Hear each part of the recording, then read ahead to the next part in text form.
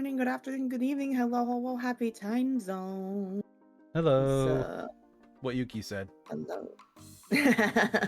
But yes, thank you everybody for joining us. I am Deuscain, and we are here with the lovely Yuki Tsukimori today, and we are going to have a nice little chat, totally not going to get heated at all, about Silksong. Don't worry, I'll keep the energy down. I'm just a little sick today, that's all. But yes, I guess I'll introduce myself to today's chat first. Hello there, everybody. My name is Yuki Tsukimori, the Snow Leopard Baker. I'm a comfy chaotic variety streamer here on Twitch. I play RPGs, JRPGs, and Metroidvanias mostly. I have currently, as of to date now, completed about 29 Metroidvanias. And just to give you a heads up, there are about 28 Pokemon games. So like, yeah, that gives you a perspective of how many Metroidvanias I've played. And it's now my favorite genre of all time to play. Hollow Knight, the first game, was the first game I ever finished on my Twitch page. So like getting to play Silksong. Yeah. So getting to play Silksong was really cool for me. It was kind of like a really cool all-encompassing thing. To get to do. So that was really cool when that Silksong came out, and getting to it was yeah. And then Deus, if you would like to talk about it as well, if you'd like to introduce yourself. So I am Deuscain. I style myself as a variety type streamer here on Twitch. I mostly play story games, but it's a mix of RPGs, Metroidvanias, platformers, visual novels sometimes. So a little bit of everything. Yuki got me to play Blasphemous, a thing which she's continually apologizing for to this day. I'm so sorry. I'm so sorry. I thought you would like it.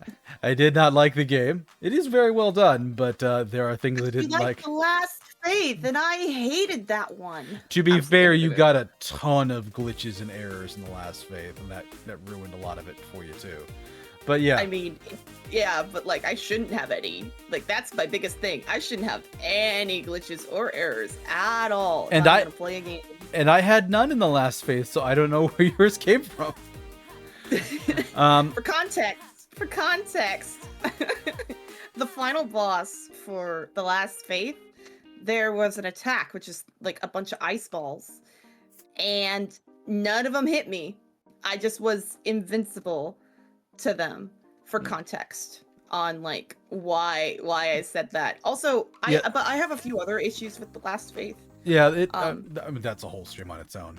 That's a whole different thing. Actually, I get to bring it up because it'll come up here in Silksong with how you can tell if an enemy is now stronger or not, depending on how they look, which is a simple color palette change. But to continue my introduction, but yeah, I play a variety of streams, usually some kind of story-based things. Every now and again, I'll branch out and do something different.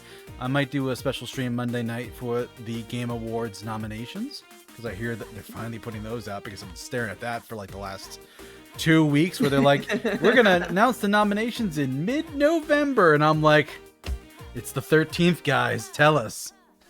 I thought they were going to tell us on Friday, but I think Thursday or Friday is when they said we will have them on Monday morning, Pacific. Like it's like 9 a.m. Pacific. So I'm like, okay, Monday night, got my stream. Anyway, but yeah, Silksong is a game that is pretty dear to me. It's one that is one of my favorite games ever. Not the first thing I played on stream here. I actually don't know what that was back in the day. My current round of streaming and VTubing, I know it was Valhalla, but I had like a year of streaming before that just wasn't connected. So don't know, but Valhalla Cyberpunk bartender action, technically my first stream on Christmas Day. But Silksong, Silksong is a game that I like an enormous amount. I played it a few times on stream, and this past year I actually did a speed run for my birthday. I took the day off from work and I speed ran the entirety of Hollow Knight in like 3 or 4 hours. Damn, nice job. Did you like have a guide for that, or did you just the guide like, was in my head. Yeah. Oh, okay. Yeah. Hollow Knight, like I mentioned earlier, Hollow Knight's actually the first game I ever finished on stream. It was the first game I finished for stream as a streamer. Way back when. It was either that or Bloodstained Ritual of the Night, one of the two. But it means a lot to me because of that. I actually broke the game a few times. Oh, thank you, Strap, for the hydrate and the stretches. Make sure you do so too, Deus. I already had a drink, but we'll give a little stretchy stretch. And it was really interesting because I broke the game a few times that people had never seen, and it turns out that after I beat it, they patched it in. They patched it out because of that specific glitch. It was specifically due to the elevators. The elevators had an issue and they had to patch it out, but that was the reason why I broke the game. Long story short, in Monomon the teacher's room, there's a secret room below him on the elevator platform, but you have to break one of the statues to get through it. However, I walked off the platform to try and break it and then got hit by the spikes. My character's body went through the plane to register that I went into a secret room. And so when I respawned in from the spikes hitting me, it then threw me in. It then actually had me phase through the floor, because that is the exact room I was supposed to be in when I walked through, and then I just kept falling through the floor into the other side planes and could not move until I reset the game. So that was interesting. So what we're hearing is you break a lot of games. I've been told. I have been told that I break games very easily and very quickly with no rhyme or reason.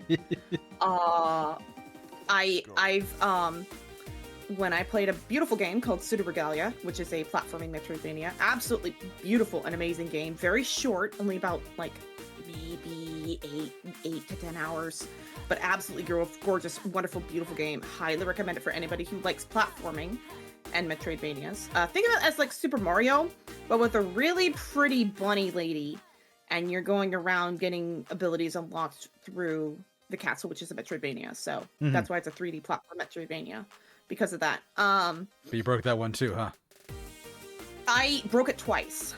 So the first time, my weapon went flying and flew into the wall, and I could not retrieve it until I died. So that's what happened there.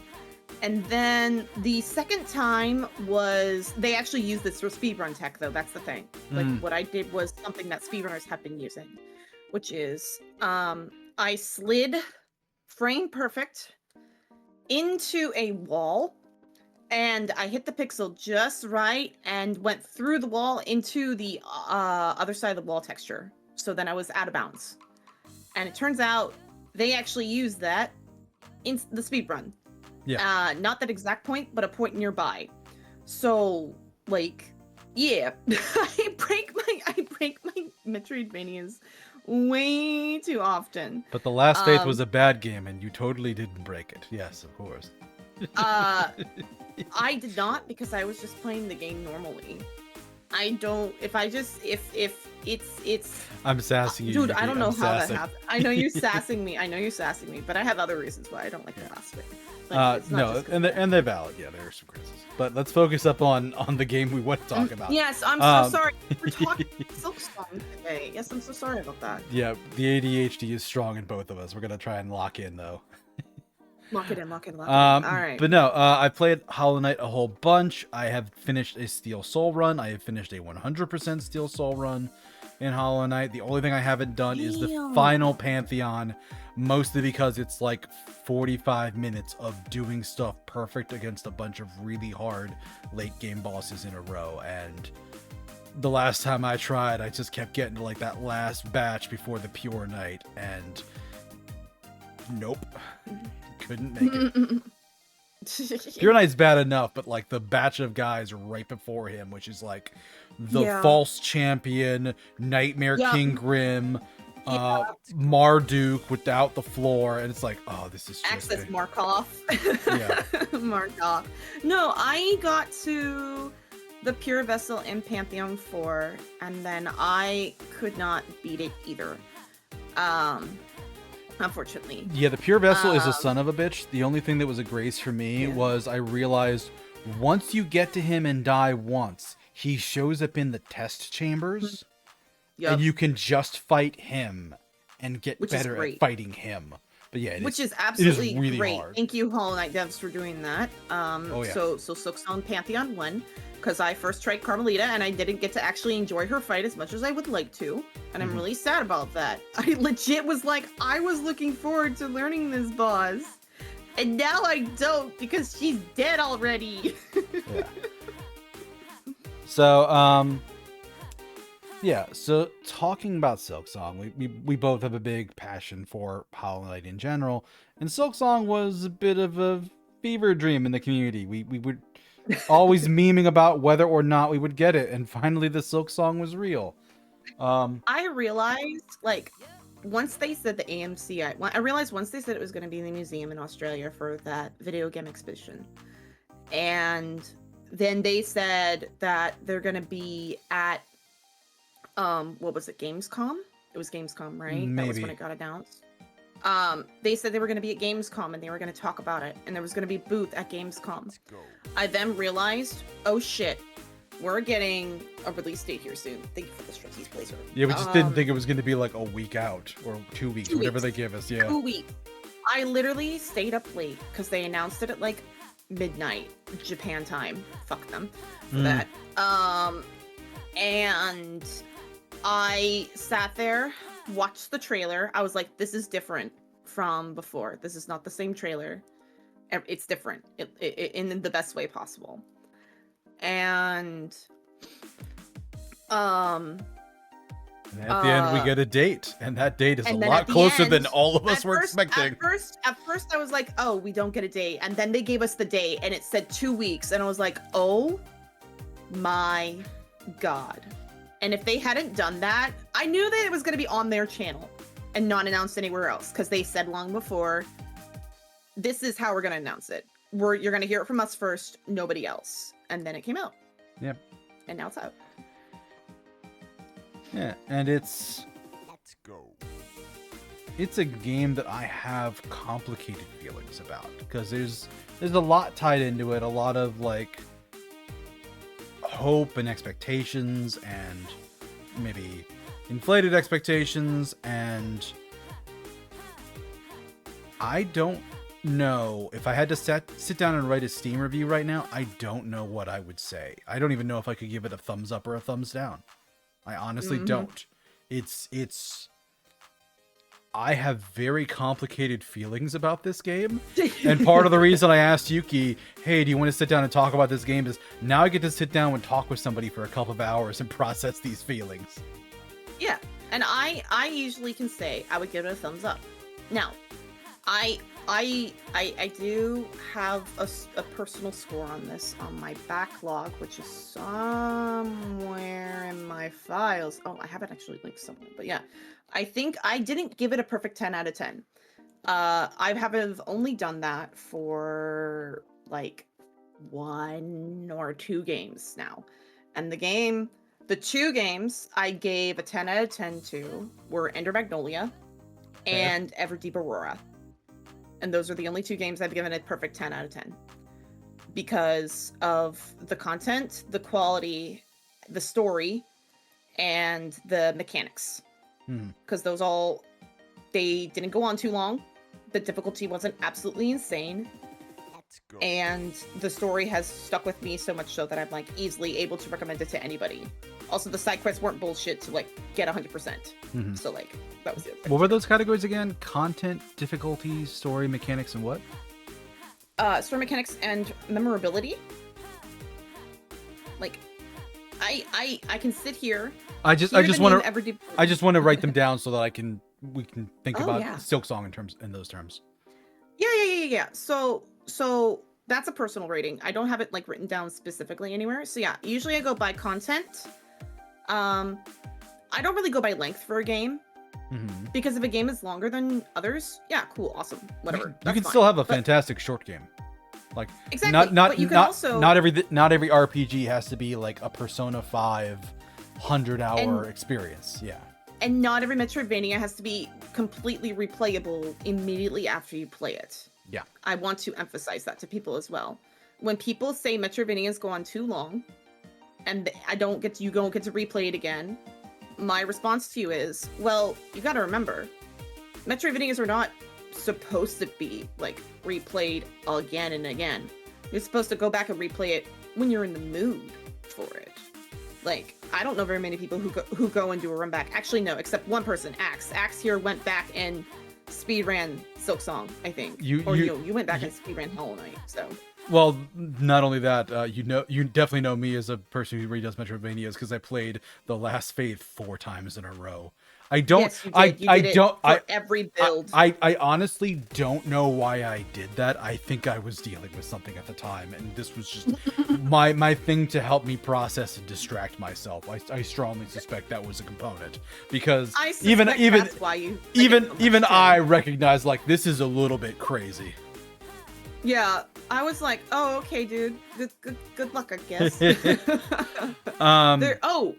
By the way, they're adding DLC to The Last Faith, and I'm sitting here like, I'm not sure how I feel about this. Yeah, I'm cautiously optimistic. I'm curious what they'll add. Yeah. But yeah, for Silksong, yes, for the categories, let's see here, mechanics, style, story, side quest completion, difficulty, and overall game like difficulty / polish as well. I think that's the main things I go. Oh, and memorability. Like, is the game memorable? Can I remember playing this game? Okay, you jump back to your categories again when I wasn't ready. So can you give me them top to bottom? What's the first? Yeah. First one is what? What do you have listed so far? I have content just as a full category. Okay, content, gameplay, like mechanics wise. Gameplay. I have mechanics, but story. Okay, yep. Memorability, like can I remember playing this game? Yep. And you just mentioned style. Oh, style. It's hit or miss. Like, I'll play games that look 8-bit. I'll play games that look hand-drawn. Like, I'm not very picky about how. So style is or isn't a category? You know what? Let's make it a category because I actually am picky about what games I play sometimes with how they look. Okay. So we'll talk about those for Silksong as well because those are good talking points here. Yeah. But yeah, to start this off, the first thing I wanted to bring up is talking about the changes in Silksong compared to its predecessor, Hollow Knight. Because I think that's a good starting point to kind of lead into everything else. And we're kind of going to touch on these eventually anyway, so we might as well just get some of them out of the way up front. Yup. First and easiest thing to talk about, the game is just harder. Like, things hit harder, and it hits harder much earlier. Every boss in the game deals double damage at all points, even at the beginning. So it's harder and more Except for Mother. I thought she dealt 2. She has 1 damage. She only does 1. Okay. She's the tutorial boss. Thank God. Like Mother. But most of them deal double damage. A lot of the regular enemies will deal double damage, even some at the beginning. Stuff is just significantly more aggressive. Upgrades are harder to get, and it takes a lot longer to get them. And my note in here is bosses are less rewarding, but that's more of like a design difference for how they're building them. So actually, let's start with that because it kind of ties into something you've talked about with Metroidvanias, where you describe it as a system of keys and locks. And I went deep diving in on this. I have a full tab here because I got a little obsessed with this. In Hollow Knight, when you fight a lot of bosses, especially a lot of the early ones, you get a reward from the fight, either in the room where you fight the boss or in the room right next to the boss, usually that you can get to without even getting in any other combat. Yep. So an example of that would be the first Hornet fight. You get the dash in that room. Or the broken vessel, you get double jump in the next room over. Silksong doesn't really do that. Silksong bosses are kind of obstacles in your way that the game forces you to beat to continue on, and you just don't get anything for them. So by my count here for Hollow Knight, for bosses that you get rewards from, especially early ones, False Knight, you get both the key, which actually keys, in my reckoning here, keys don't count because I don't want Hornet 2 to count, because that kind of feels weird and doesn't really help you get more powerful. But False Knight counts because he gives you access to the first spell, because it's in the next room over. Gru's Mother gives you access to technically two. Actually, I want to say right now, you can skip the entire False Knight fight. You can. I never would. There is no never reason. Would either. There's I'm too much. Yeah, give me that spell, and I'm not fucking around with trying to get into the city without using that damn key. There's probably. I mean, I will say not that hard, but I will say anything with speed running in the game and trying to like get around like the game clearly wants you to do it this way isn't part of what I'm considering here. But False Knight is the first boss that gives you something. Gru's Mother gives you access to 2 shops, especially if you get if you kill her after you get the dash, you can already get to the charm shop just right after. Yes. Hornet and 1. Also, the thing too with that is, however, I will say though that for Hollow Knight, you can accidentally miss Sly. I talked to somebody who hadn't found Sly after like 20 plus hours, and I was like, "What? Oh wow! You didn't? Oh my god!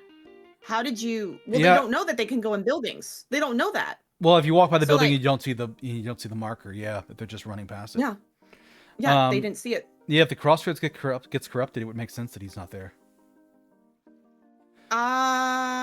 No, they did. No, the crossroads didn't. No, he was fine. He was there.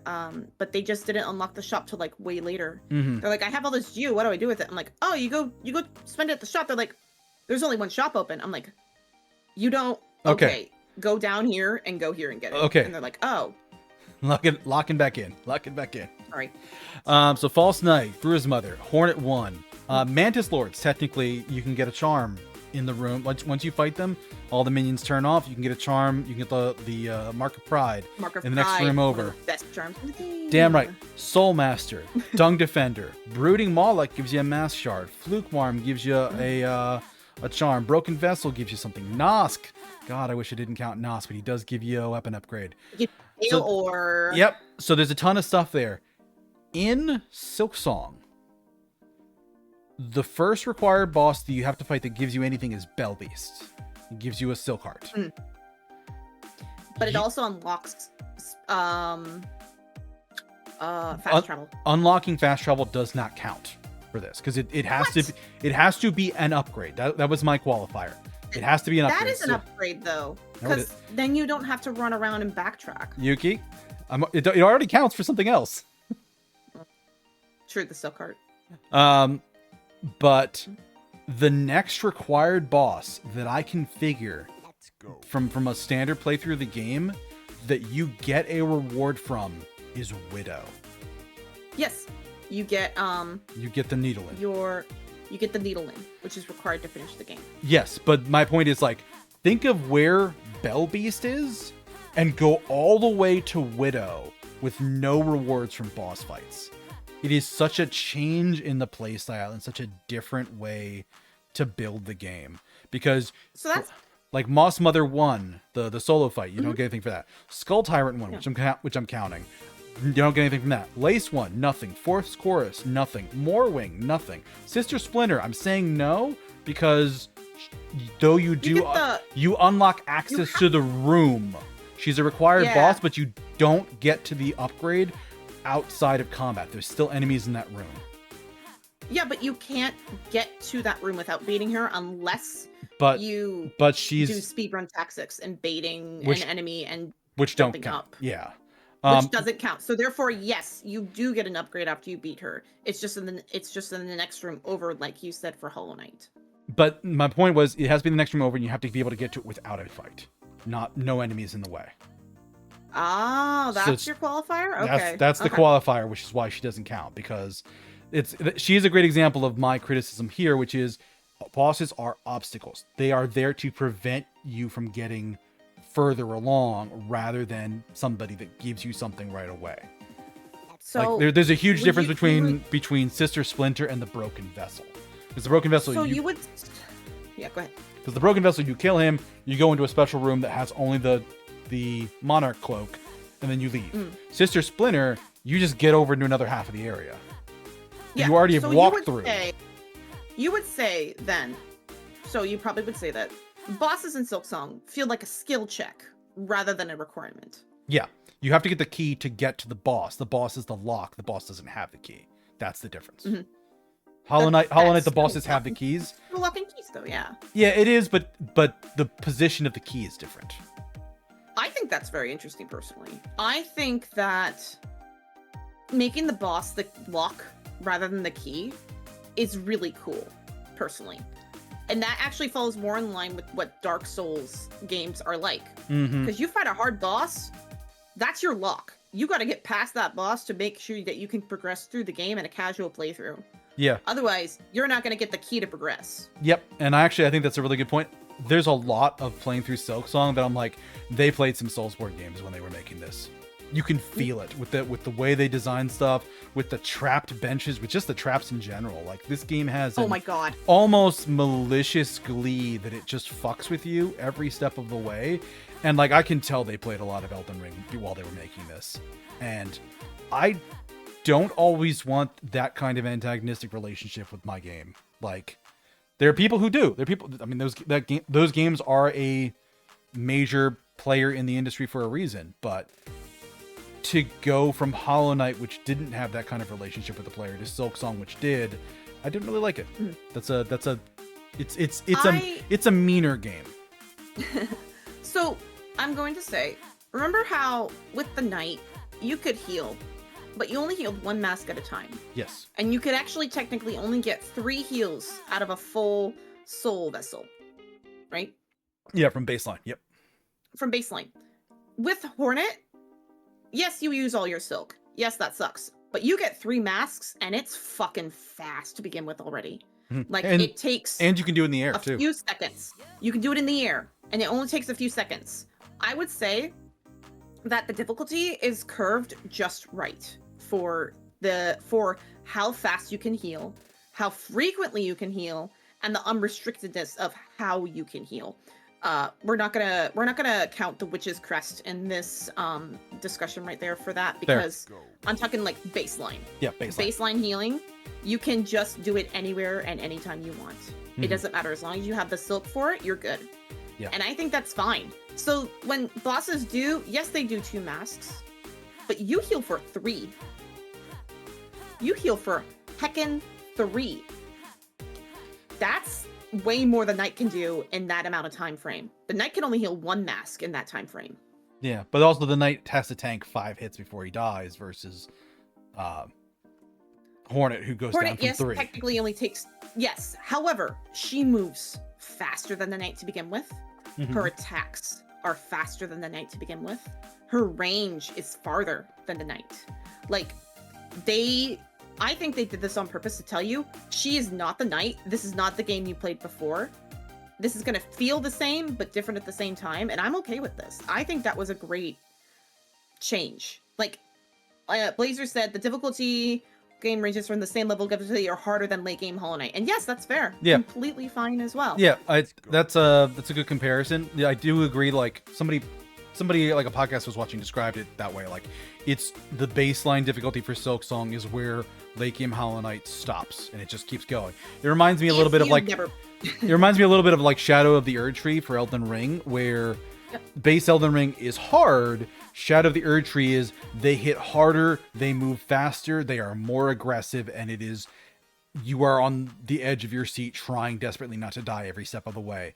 And yeah, that transition is very similar to what Silksong is. It does have that feeling. So yeah, and if you've never played Hollow Knight before and Silksong's your first game, you're gonna say that this is not that bad. Because if you've played Hollow Knight before, because again, you don't have to play both of them. You only have to play one or the other first. You can start with either one. And I know that Team Cherry set that up on purpose. Because, spoiler alert, you don't see anything that referenced Hollow Knight to the very end of the game. Yep. Yeah, there's only 2 things I've seen that have really referenced Hollow Knight. The events of Hollow Knight. It's kind of eased throughout the dialogue when Hornet talks to people. I mean, there's sort of things that you can allude to, but there is a very clear cutscene at the end of the game. Oh yeah. That makes it very clear what happened. But also, was it Mr. Mushroom? Like, yes, he shows up and she explicitly says like, "Oh, he's here too," and it's like, "Oh, mushroom." Yeah, he's like she clocks it. It's the same guy in both games. And that's really the only. I guess he got shot off to Farloom in that ending, so. But yeah, no. You don't mind the change. I wouldn't mind it if it wasn't so ever present, because like, yeah, for a lot of the regular bosses, like there are upgrades. A lot of them are charms or mass fragments. Actually, one thing I will say, one thing that hates me to say so much. So, you know, my criteria for reward, it has to be an upgrade, which could be a skill, an upgrade for your weapon or your health. It could be a charm or a tool or something like that. Savage Beastfly counts. Both Savage Beastfly fights count. No. Because the first... I'm okay that they count. I would have been pissed if I had beaten that thing and there was nothing behind it. Well, that too, yeah. But like Savage Beastfly 1, obviously there's the crest behind it. Savage Beastfly 2, if you squint your eyes and are a little bit shitty about it, it's technically tied to a quest. And the quest gives you a mass shard. So you could go and you could... The Soul Tyrant 1 does give you a reward. You get something from it. I remember, because that's a side quest. It's not just getting something, it's specifically the mass shard. Like, that counts as the upgrade. So wait, you don't count, like, Geo or money as a reward? Money. This is you get an upgrade. The word is upgrade for a reason. The specific thing I say is, like, keys don't count, quest items don't count. Okay. Because it's about Unless the key is locking progression. No, because False Knight is not about the key, it's about the spell. That's why he counts. So, like, Hornet 2 doesn't count because you don't get any more powerful from her. You get the key that lets you get into the Abyss, which has something in it that makes you more powerful. But it's a long walk. Yeah. So, I would say that Silksong does actually reward you for a lot of exploration. I did find a bunch of rooms where there was nothing in it. And then I was like, what's the point in this room? Because I would find a hidden wall, open it up. There's nothing in that room. Like, there's an enemy. There's nothing in here. And I'll be like, oh, okay, I guess. And sometimes it'd be like, there's something in here. But a lot of times, I didn't find anything. And that kind of made me annoyed. But at the same time, I was like, well, there's nothing in here. Oh, well. I never felt unsatisfied beating a boss. Ever. Like, if we talk about bosses being the keys that unlock something, technically, if you don't find all the fleas, you have to go beat Moorwing to get into Bellheart to make progression. Yeah. Moorwing is your lock, is the key to opening up Bellheart. Moorwing is the lock. The locks are blocking progress. Keys are open. And he unlocks progress. So for your criteria that the bosses aren't rewarding sometimes, I would say they do reward you in the term of at least progression. But so most boss fights matter. And the thing is too, like, technically, by your standards, then the side boss, the King of Father Flame thing in the Wisp area. Father Flame, yes. He's on my list, yes. Father Flame, you get a charm. He counts. Yep. Because you get a charm. Yep. Which is very useful. That thing killed Mother Silk for me the first time I was trying to beat her. So. Yeah. So basically, yeah. So it's progression doesn't count. What? Progression doesn't count. Keys don't count. Quest items don't count. It has to be an upgrade. So like Nosk counts because you get an item to upgrade your weapon. False Knight counts because you get a spell right afterwards. Hornet counts because you get dash. Whereas other things don't count. But like Phantom counts because Phantom gives you the counter attack skill. But Last Judge does Last not, Judge doesn't. because you get nothing for it. Yeah, it's just progression. And there are actually a number of enemies that do give you rewards. I actually thought the list would be much more on the side of Hollow Knight, but I was actually wrong. So I will say, off the top of your head, what's the first boss you can think of in Hollow Knight that does not give you a reward, like an upgrade from it? Like nothing of value was gained for this fight. Just out of curiosity, what's the first one that comes to mind? I think the Brooding Malak. Brooding Malak gives you either a mass shard or a vessel fragment. Yep. I can't think of one. That's the thing. So when I was putting together the list, I was going through my head, and the first thing that came to mind was Crystal Guardian, because you beat it, and you get a bench, which doesn't count by my criteria, and that was the first thing. But I'm the like, Enraged Guardian gives you something, doesn't he? But that's the end of the game. Yeah. No, wait. Hold on. Yes. But because you have to beat the Crystal Guardian to get the Enraged Guardian, to get the thing that's the Enraged Guardian that gives you something. But that doesn't count by the criteria, because you can't get to the thing in the next room over without doing any combat, unless you do the very end of the game. True. So Crystal Guardian was the first one that came to my mind, and then I sat down and made the list, and I was wrong. There's actually a boss earlier than that with an even more worthless reward. The Vengefly King. If you kill it, you save Zote, and he lives in your run, which is truly a worse reward than the Crystal Guardian. You don't want him to steal all your glory and steal your girl? No. You don't want him to do that for you? The only other one from early on was the Massive Moss Charger, which also had nothing. But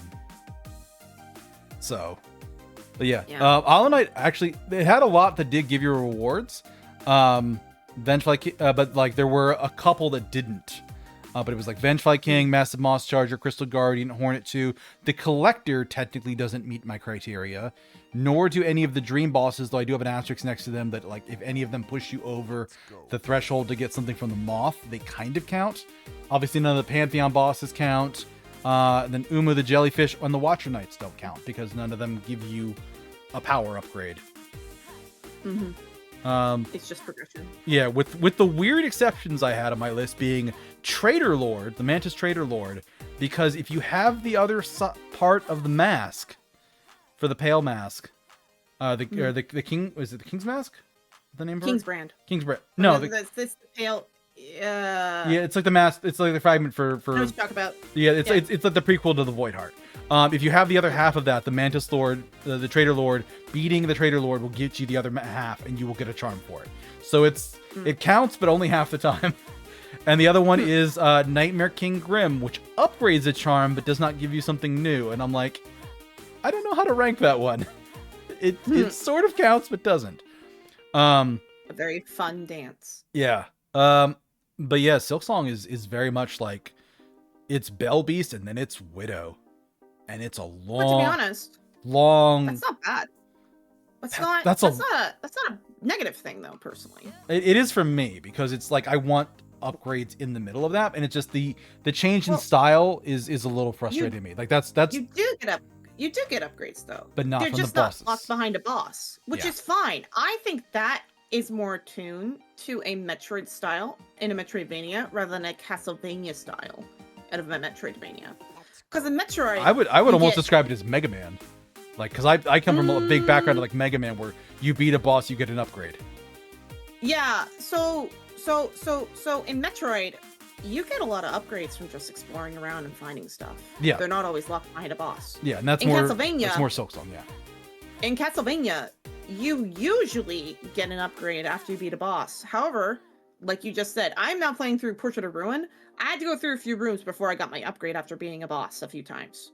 So therefore, like, it's just a different style of an unlock. And Deus is saying that the fast travels don't count and progression doesn't count for an upgrade.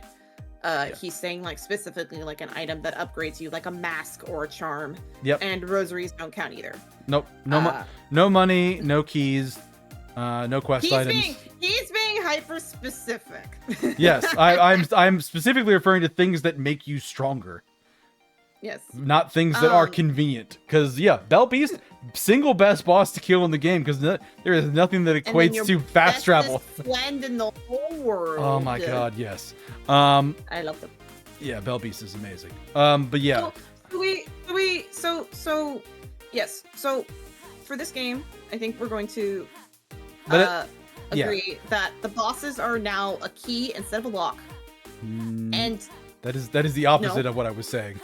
oh, I was just saying that the bosses are a key to unlocking progression mostly, rather than giving you an upgrade. And I'm saying that in Hollow Knight, the boss has the upgrade, which is the key that lets you get into other areas. Yeah. That's cool, personally. Yeah, I think it could do better with a mix of it, because Silksong definitely went with the you have to get to those pillars, those spines with the Weaver, like the petrified Weaver bodies in them. That's where you got most of your upgrades from. And changing that, they had to change their design for the game. But yeah, that the kind of like obstructionist boss design is something that I personally just didn't like. And it is just something that is different, which is kind of where we're at in our discussion, is like, what's different between the games?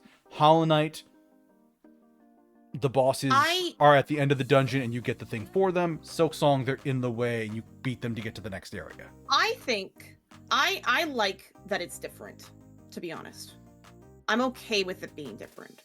Because they wanted to say, this isn't Hollow Knight. This is Silksong. This is different. It's going to be different. And you need to understand, and like, they were telling their players, hey, this is going to be different, and you need to realize that here pretty quick. Which is fine with me. Because, like, they're allowed to change how they had it. Because the thing is, if I would say this right now, if it was exactly the same style as Hollow Knight, you know what the number one thing would be? It's too much like Hollow Knight. It's too much like Hollow Knight. It's too much like Hollow Knight. It doesn't feel different. It feels too samey. I would tell those people to shut up. Hollow Knight was great. Hollow Knight is great. However, people sometimes like things being a little different. So here's a great example of this. Ender Lilies and Ender Magnolia. Ender Lilies, great game. Wonderful. 10 out of 10 on my scale personally with stuff because of difficulty with like my few criteria that I internalized. Yep. They then made Ender Magnolia. Ender Magnolia is different, but it feels the same, but it also plays differently and is also different mechanic-wise. However, I would still say that it fits differently. Like, it's not completely turned on its head, but it's similar enough to Ender Lilies, but different enough to still be counted as, like, a good game. And I think that Silksong's the same in that regard. Like, I respect that it's different, and I think that it's good that it's different with how some mechanics are. Yeah. Some differences are good. And there's going to be definitely things later that I'm like, I like that they changed this, I like that they switched this around. Other things I'm not going to like. For me, they could have come out and given us Hollow Knight 2, and I would have been exceedingly happy. But, you know, the changes for bosses, that's the thing I did not like as much. That's a thing that bothered me more. And that's fair. I mean, we said at the beginning of this, you and I are very different in terms of when it comes to like what we like in a game like a Metroidvania and whatnot. Because I loved Blasphemous to no end, but then again, and I love The Last Faith. And I don't. I despise. Look, see, that's the big thing here. Like, Deus loved a game I despise. I love a game Deus despised. So like, there's like we're not like we still can agree. Like both are solid in their own regard. I will say, as while I didn't enjoy playing Blasphemous, I can at least look at that and go, this is phenomenally well made. Like it's a well made game. I just don't like it. It's like it'd be like me going out for sushi. I don't like fish. I don't like the taste of fish at all. You could take me to a phenomenal sushi restaurant, I would still be like, okay, thank you for taking me. Let's never go there again. And like, why? Did you not like it? I'm like, no, I don't like fish. I don't like fish. Same. I could still acknowledge, like, yeah, it's a nice place, but it's not for me. All right, let's move on to the next discussion point because we've been on that for a little bit. Yeah, we have been kind of beating that up. But yeah, things different compared to the first game. It's harder. There's my perspective on bosses and how they work as keys and locks. Also said that like weapon upgrades are harder to get. It's a lot later in the game. Yeah, so I actually would kind of I would say that it really is only one So you get the first one for free, which is great. Well, but that increases your damage by a lot. Mm-hmm. And then the first pale oil is really easy to get. Like the first pale oil, easy, no problem. The second and third pale oil are not easy. I would agree with that one. Those take a lot more work. But I would say the game does scale with the needle a lot harder than it did in Hollow Knight. I would agree. Like Hornet's Needle, like, yes, you do a lot more damage to smaller enemies. Bigger bosses, though, no, it scales immediately, unlike with Hollow Knight, where it doesn't immediately. And if you miss a nail upgrade, you are working behind the curve. Meanwhile, with Silksong, you are not behind the curve if you don't get that needle upgrade, because you are still going to be able to take down everything. So I think them making the needle upgrades harder, personally, I think is fine, because they are not required to be able to take on super hard bosses. I think there's a minimum threshold you need to hit, but there's definitely a change in like how they do them. So obviously, like the first upgrade in both of them is the first upgrade you get in both of them is just like you get to the right location, you talk to this person, and you get it. I think Hollow Knight you spend a little bit of geo. Super easy to get.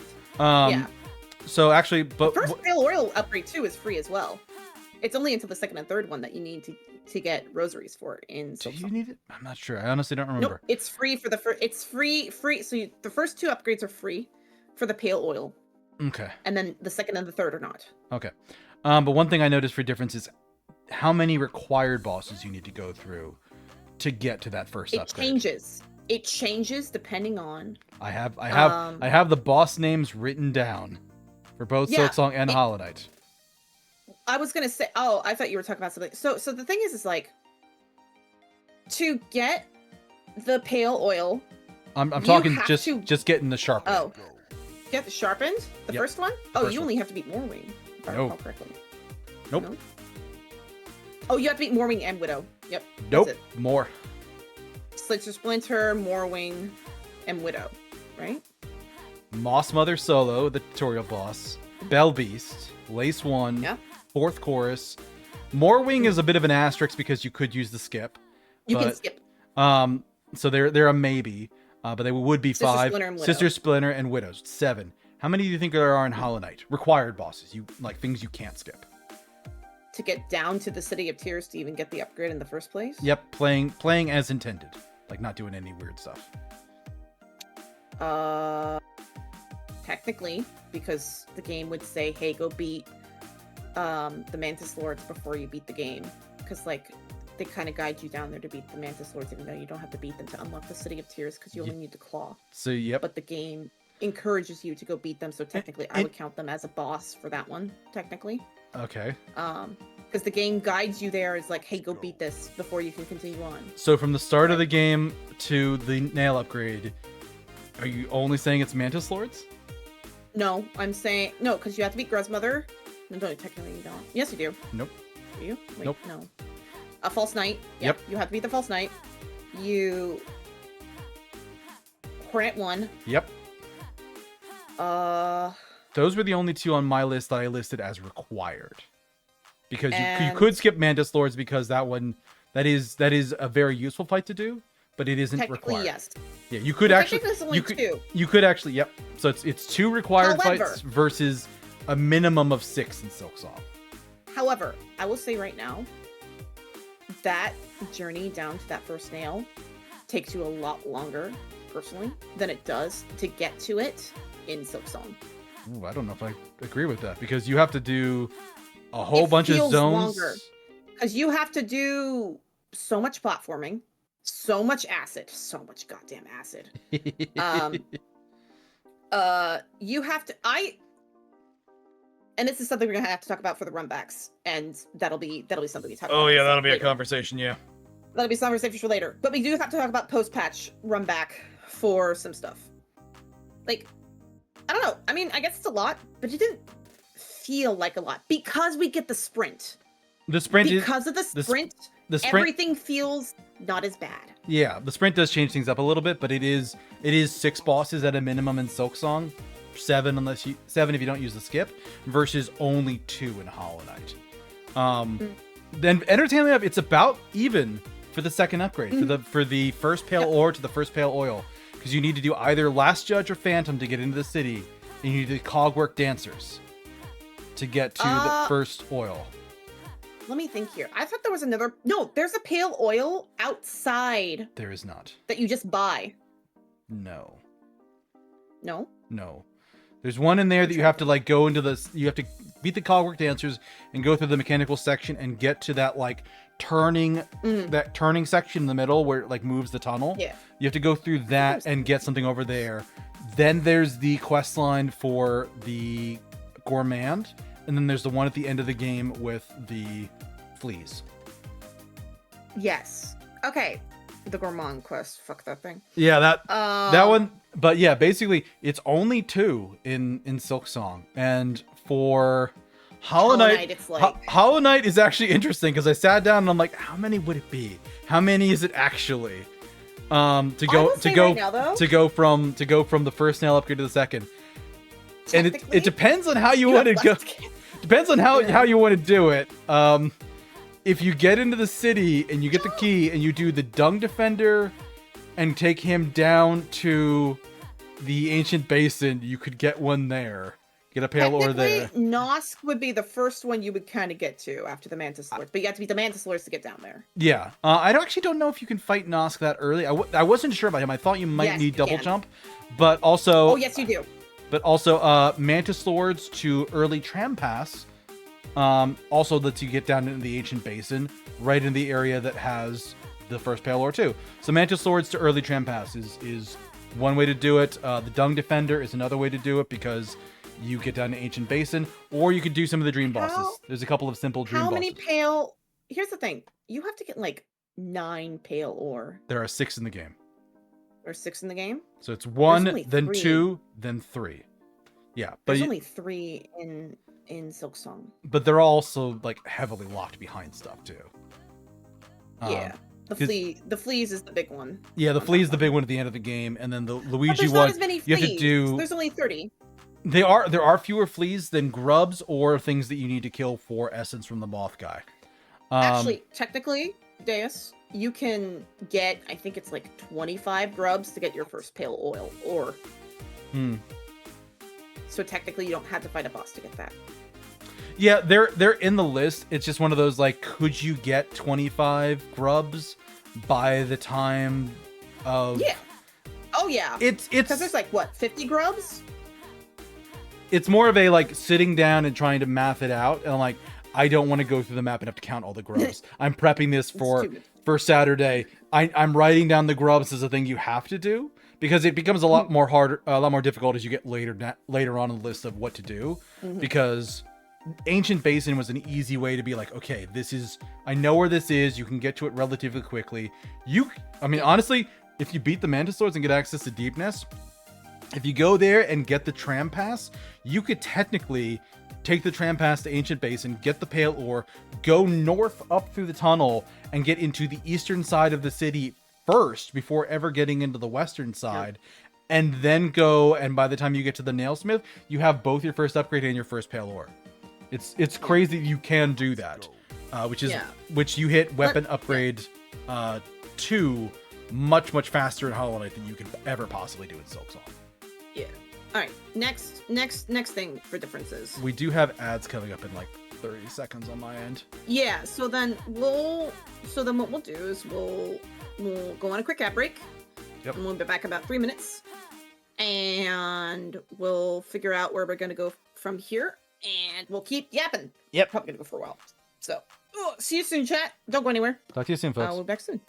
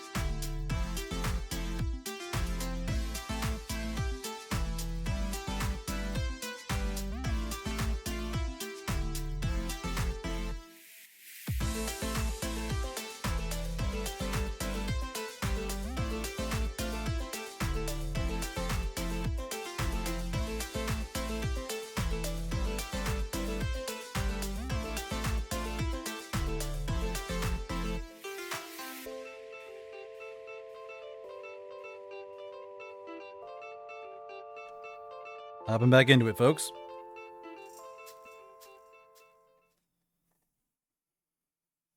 Oop, I hit the wrong button.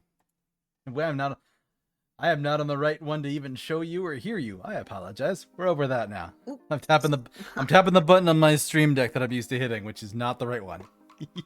Yeah. Welcome back, everybody. Thank you for your patience as we pay our tributes to the Twitch ad gods. Long may their bloodthirst reign. But now you won't get pre-rolls. Yay. So we were talking about Hollow Knight Silksong and how it compared to Hollow Knight and the things that had changed or were different. So let's spend a little bit of time. I know I got a little negative about the changes and my opinions there. Let's talk about things we liked about Silksong. Like, actually, like, let's praise it. We waited so long for this game. Let's praise it. I have it here. The fucking run. The run is so good. The dash. The run is so good. It's so good. It's not a charm. It's tied to the skill upgrade the way God intended. It's so good. The different crests you can equip. I added that to my list right here. I like the variety. I wish they felt even more different because, like, the Reaper crest, I kind of wish like it would hit harder. Like, I wish they would modify the damage based on it a little bit, because your Wanderer's crest is just crazy broken because it deals just as much damage as the rest of the nails, but it swings so much faster and it can crit. It can get a crit. Once I used that crest. Once I had the long claw upgrade. Yep. That was my go-to. God, that took so long to get to at the end of the freaking game. Yeah. I didn't like that side quest, but getting the reward for that was so good. It's so rewarding. That's the thing. Yeah. Like, getting that upgrade is extremely rewarding after doing it all. Yeah, and it was a little less useful for me because I was using the standard Hunter's Crest for most of my playthrough. Hunter's Crest is pretty valid. Yeah, I just didn't like the pogo. Yeah, Hunter's is oh man, the pogo sucks. I got better at it. I got better at it eventually, but you learn it. It's a learning curve for that one, and I would say most of the game is a learning curve. Yeah. But what else did I like? The Bell Beast, just being your best buddy, your best friend. Bell Beast is great, especially when you get to the end of the game and it's like, oh, the Bell Beast is. There are babies. We have puppies. There's babas. The puppy had puppies. Ah! I saw that. I'm like, Yuki's gonna lose her fucking mind when she gets here. I'd wish you probably did. I knew about the bubbies. I knew about the puppies, and I was okay with knowing about the puppies. They're so cute. Yeah, Bell Beast. Bell Beast is great. It's great design. Use your best friend. Yeah. Like, it's the stag beetle is good. The Bell Beast is better. The Bell Beast is just so good. Mm-hmm. I liked the fact that Hornet had so much personality in the game.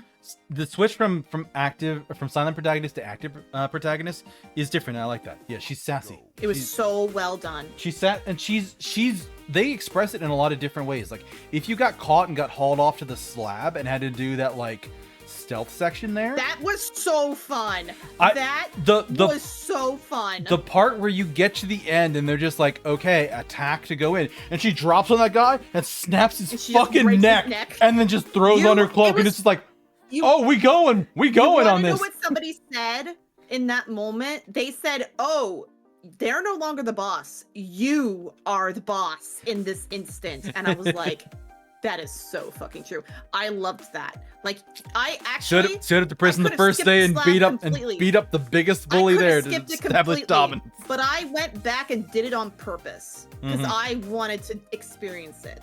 Because most people are gonna get captured. Yeah, I got That's captured. the thing. I did not. I willingly went and got captured on purpose. Yeah.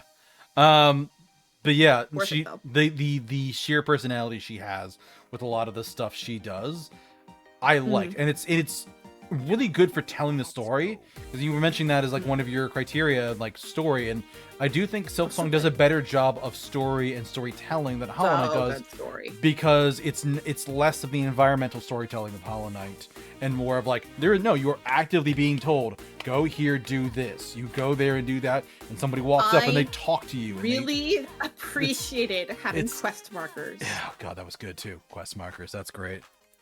And actively having a quest journal. And also the personality of Hornet, I love that it showed so much. Like, we know she likes fluffy things from the Hunter's Journal. Mm-hmm. What else did I like? Yeah, personality. So for here, I said the overall boss design and level design for the game. I think they did they did a fantastic, like, there's a bunch of different Except Hunter's March. Hunter's March can fuck off. That one and the later one that's tied to Hunter's Marsh. Like, that's like the Hunter's Marsh section of the far fields. Fuck both of those areas. Yeah. That's it. But that's, you know what? I said that about Deep Nest. So, like, I still say that about Deep Nest. It's the last area I do what? for a reason. You know what? That's fine. There could be one area. There can be one area. That's fine. Well, there's more than one area in my heart, but we'll get to those later. But overall, are you talking about the abyss? Silksong for every fucking putrid zone. Not even the abyss. As much as I hated the abyss, every fucking putrid zone. However, I will say every putrid zone sucks. Yes. However, that was just like, instead of acid, you're not dying instantly. You're just debuffed. Give me the acid that doesn't make me burn all of my fucking soul and thread to just remove the debuff that I then get again because I tripped and fell and fucked up a platforming. Man, fuck those. Anyway, there's a section we're getting to later to bitch about the things we didn't like. We'll get to those things later. But overall, like, you have this nice grassy area to start off in. Then you get to this like kind of cavernous area. Then you get to this hot area that also like gives you an upgrade there that protects you from heat as a tool. That's a cool upgrade. Oh my god, I used that so many times. Yeah, it was great. Then you get to the far fields, which is this kind of mix between the two of like both grass and heat, and then that throws you up into Gloomvale when it's just like, oh, here's a city and it's raining. This is your equivalent to like City of Tears. City of Tears. It's similar to City of Tears, but it's like darker and gloomier and grayer, but it's still a wildly different biome. And then you get to the jungle area. I have these up in another thing here. I could just read the names. What's it fucking called? Shellwood. Shellwood is your third grassy woodlands area, but it feels different than the Moss Grotto area and Moss Home, and it feels different than the far fields. It feels like its own distinct area, and it feels We get a fourth too, which is fucking crazy. And we get a fifth, technically. Yeah, you get Wisp Thicket and Verdania. Nope. Wisp Thicket, Verdania, and the Memoriam. That's technically a grassy area. I mean, the Memoriam is technically every zone because it has a little bit of every bio. Moss, so. No, because there's like the section for like the Sands of Karak in there too. It has a bit of every biome. It's basically like a preserve. A little. It's like a zoo. Yeah. That is. I'm pretty sure that's what that was. Yeah. But you have like these different zones, and they all feel good. And they all feel great. Yeah. Even if they have shit in them, like the Blasted Steppes or the fucking. Fuck Spike. Sands of Karak or Sinner's Road and Biowater. Hate those zones, but you know what? They're different. They're distinct. Aesthetically interesting. Yeah. Or the overall White Citadel itself. The Whispering Vaults I love because it's this like haunted library kind of place. The Underworks was interesting. The Underworks. That was fucking so cool. fucking White Ward. I walked into. I'm like, oh, I'm in Bloodborne now. This is Bloodborne. No, that was the deepness moment. Was White Ward. Funny thing though, it's so creepy. It's eerie and creepy, but it's so small. Like it has far more I appreciate aura. it being small. It has so much aura and so little actually going on there because all of the horrible stuff is already gone. It's just you're there to see the aftermath of like, oh, this is where everything went wrong. Oh no. You also get a very good upgrade there, and they hit it really well in White Ward. Yeah, the second Silk Heart. Yep, and I appreciate that they hit it. I don't appreciate that they hit it so well, but I was like, oh, that's where this was. Mm-hmm. But it's a valid reason why it's there. Yeah. And I appreciated that. They really, linking back to the story for this game, phenomenal. Yeah. Absolutely told great and wonderful. The characters. I loved the unique characters for this game. There's so many more memorable characters in this game than there was in Hollow Knight, personally. Yeah, because Hollow Knight is they're just, you can miss people, you can see stuff. Because there are really interesting and well done characters in Hollow Knight. Muriel or Myrtle or the little miner girl in the Crossroads. Mila, thank you. It definitely was inspiration for Sherma. Oh, I'm sure, yeah. But like she's an interesting character that you can just completely miss. Everything's interesting about her because you have to like find her early and then know to come back whenever you do something to see her gradual decline and corruption to what she becomes and to see the tragedy of it all. You can miss it, but that doesn't happen in Silksong. They guide you to every step of the way, everything you need to do or need to see, and that's really nice. That you're not missing story. You're missing like segments. Sometimes you can kind of miss some stuff, but like you can miss Garmon and Zaza like once or twice. Yeah, like there's things like that where like you can miss them in like in a room fighting stuff or miss talking to somebody.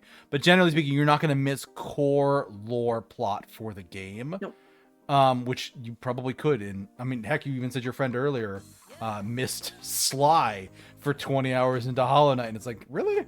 Holy shit. It was probably more like 12, but yeah, it was a significant amount of time. Yeah. But no, there's a ton of stuff in Silksong that just they do a fantastic job for level design. They do a fantastic as much as I want to complain about like the way they have the bosses set up. It's still a well-built place. So good. They're all pretty memorable. That's the thing. Yeah. Like some of the there are a lot of bosses that are just fantastic and memorable. I actually had a section yeah. Like, for bosses, still saying, what are some of the bosses you liked? What are some of the bosses you liked? What are some of the bosses I liked? I liked all the Clockwork Dancers was fun. Ooh, that's on my list. That's one of my likes. I really liked the Belbeast fight. The Belbeast fight actually was pretty fun. The Phantom fight. Oh my god. That fight was so fun. Belbeast is cool because it teaches you can knock back some enemy stuff. It teaches you that. Also, like, just the bells falling from the ceiling. Like, come on. Like, how cool is that? That is very cool. I had that in my miss, section because I wasn't sure how I felt about that. I like I was making this on, like, Monday, I think. During, like, some free time I had. But, I loved the fourth chorus fight. Because that's, you have the glide and you're just fighting this giant mech that it takes you a second to kind of realize like, oh no, I actually have all the tools. Because if he does the low swipe, it's just jump and glide and dodge it, and you can kill the boss by dropping a rock on his head instead of fighting him to the death. I didn't know that. I didn't know about the boss. I didn't know about the rock thing. Oh, I noticed immediately when I didn't activate the rock until I fought the beast fly too. Ooh. But no, like I love the fourth chorus fight. Widow was a really good fight. Was like an enemy with a lot of personality. Fun. A very clear like combat style that you had to fight her in. It's the first time the game really bait and switched me with like, okay, I got her. Oh fuck, she has a whole nother fight. She has a whole nother fight. Oh god. She has a phase 3. While she's a pain, the first Sinner fight is really fun. She's on my list. Like, she's impressive. And I'm so sad I beat it first try. But Scar Singer Carmelita, that fight was absolutely a blast. I had that on my negative fights that I did not like. I know you did, but that's because I got hard stuck there on mine. Which I will say, what let me put it this way. This is how fucking batshit that fight was for me. So she actually has an ability that allows her, and you didn't really run into it much with on your end because you were using the Wanderer's Crest. She can parry your first hit. You have to sometimes hit her twice. Oh. Because she's like, as she's spinning those things around, she actually will like block the first one. So like for me, getting a couple hits in and trying to come in with like a charged hit, she'll block it. You just tap the first one, she'll block it, and then you just hit with the rest. But for me, I'm throwing the boomerang at her and she just bounces it back at me, and I'm like, okay, so she can bounce back the boomerang. Yeah. Let me try this. And I turn around, I threw the boomerang at the wall behind me. I bounce it off the wall, fling it to her, and she just still spins and taps it like she's parrying my attack, and just the boomerang just flies past it. I'm like, now I'm wondering if I had a glitch, because I never had that issue. You were using a weapon that swung so fast, and your combat style is so aggressive, you probably just didn't notice. Probably. And she was vulnerable to pogo attacks. Yeah, she can be that way too. And you do have a better pogo than mine. Yeah, but even with the what's the standard crest? Fucking Hunter's crest. You could pogo her there. You could pogo her, but she's also like, she's very good at also being aerial because she has that like jumping spin attack that hurts like fuck. Yeah, I really liked that fight. Personally, because it was so fun and it was a dance. It reminded me of the Grim fight, but not as hard. Again, I'm sad that I couldn't enjoy it more. Yeah, because I do agree with you for the dance part, but yeah, it's I got stuck on her a little bit, so I didn't like her much. I think we actually are going to differ on opinion for this one. I liked Crust King Khan. I didn't like the fact that you had the wind up there, but he was one of the few fights in this game where he was not super mobile and you could just wail on him. But I do know you didn't like him. Because, well, no, I beat him in like 2-3 tries. I didn't like him because he doesn't actually fight you. He doesn't actually attack. All he's doing is throwing coral at you. He's casting. And I think he's casting. That's stupid. Fight me. Fair. Don't just throw coral at me. Fucking fight me. Fair. All the other bosses did. Even Nihilith did. And she's floating in air on the wall. Yeah, actually I had Nihilith in my list of things that I didn't like. She wasn't the worst. She wasn't the worst, but I didn't. Yeah, there. Yeah, it's the claw line is what I did. Yep, she's a claw line fight. I used the silk shot for getting hits in on her. Well, I would bounce off the wall, claw line to her face because claw line does do damage. I would hit her. And also gives you a silk back. Gives you the silk back, and then I would basically pogo off of her head if I could, or double jump and get away from her. I also found out from her that you can parry her giant pollen attack, and you will counter her. What? Her big pollen blast. It doesn't work in the second part of the fight because it's kind of like you're up in the air. But in the first part of the fight, when you have a platform to stand on, you can parry her big pollen attack if you time it right. Oh, with the parry. With the parry skill, okay. with the silk counter, yeah.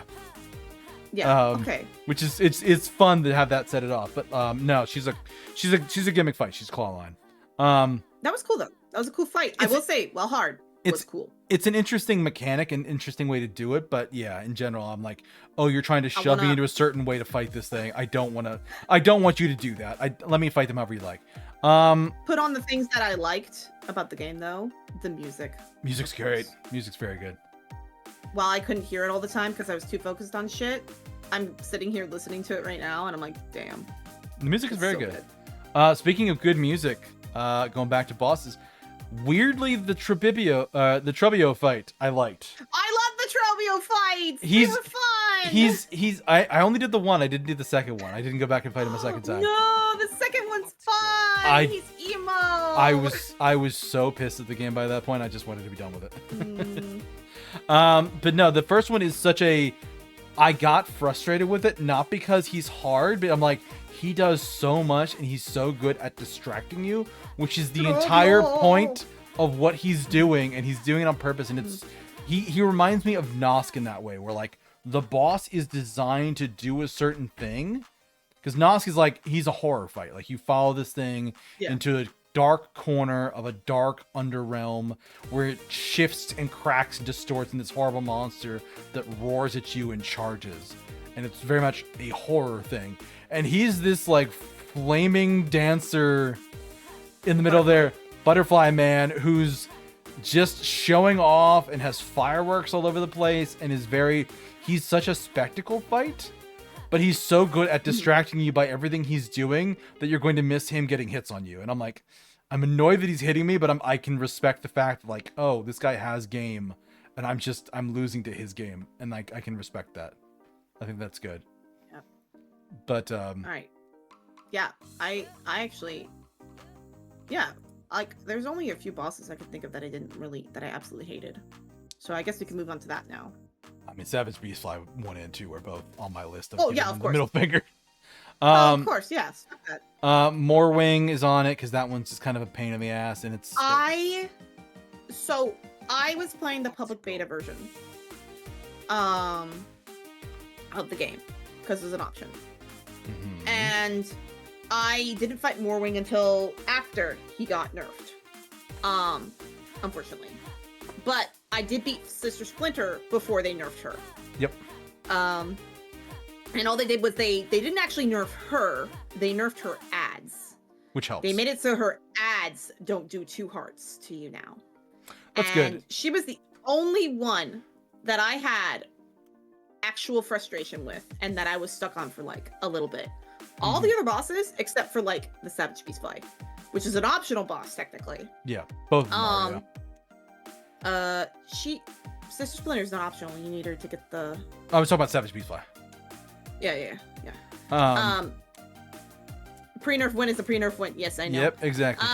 Last Judge was one of my ones that I hated. It wasn't too bad. It's not a terrible fight, but that run back is unforgivable. I'm going to go. They did nerf the run back, and like I said, I was playing the public beta, and the public beta had the patch that reduced the amount of enemies there, so that made it easier.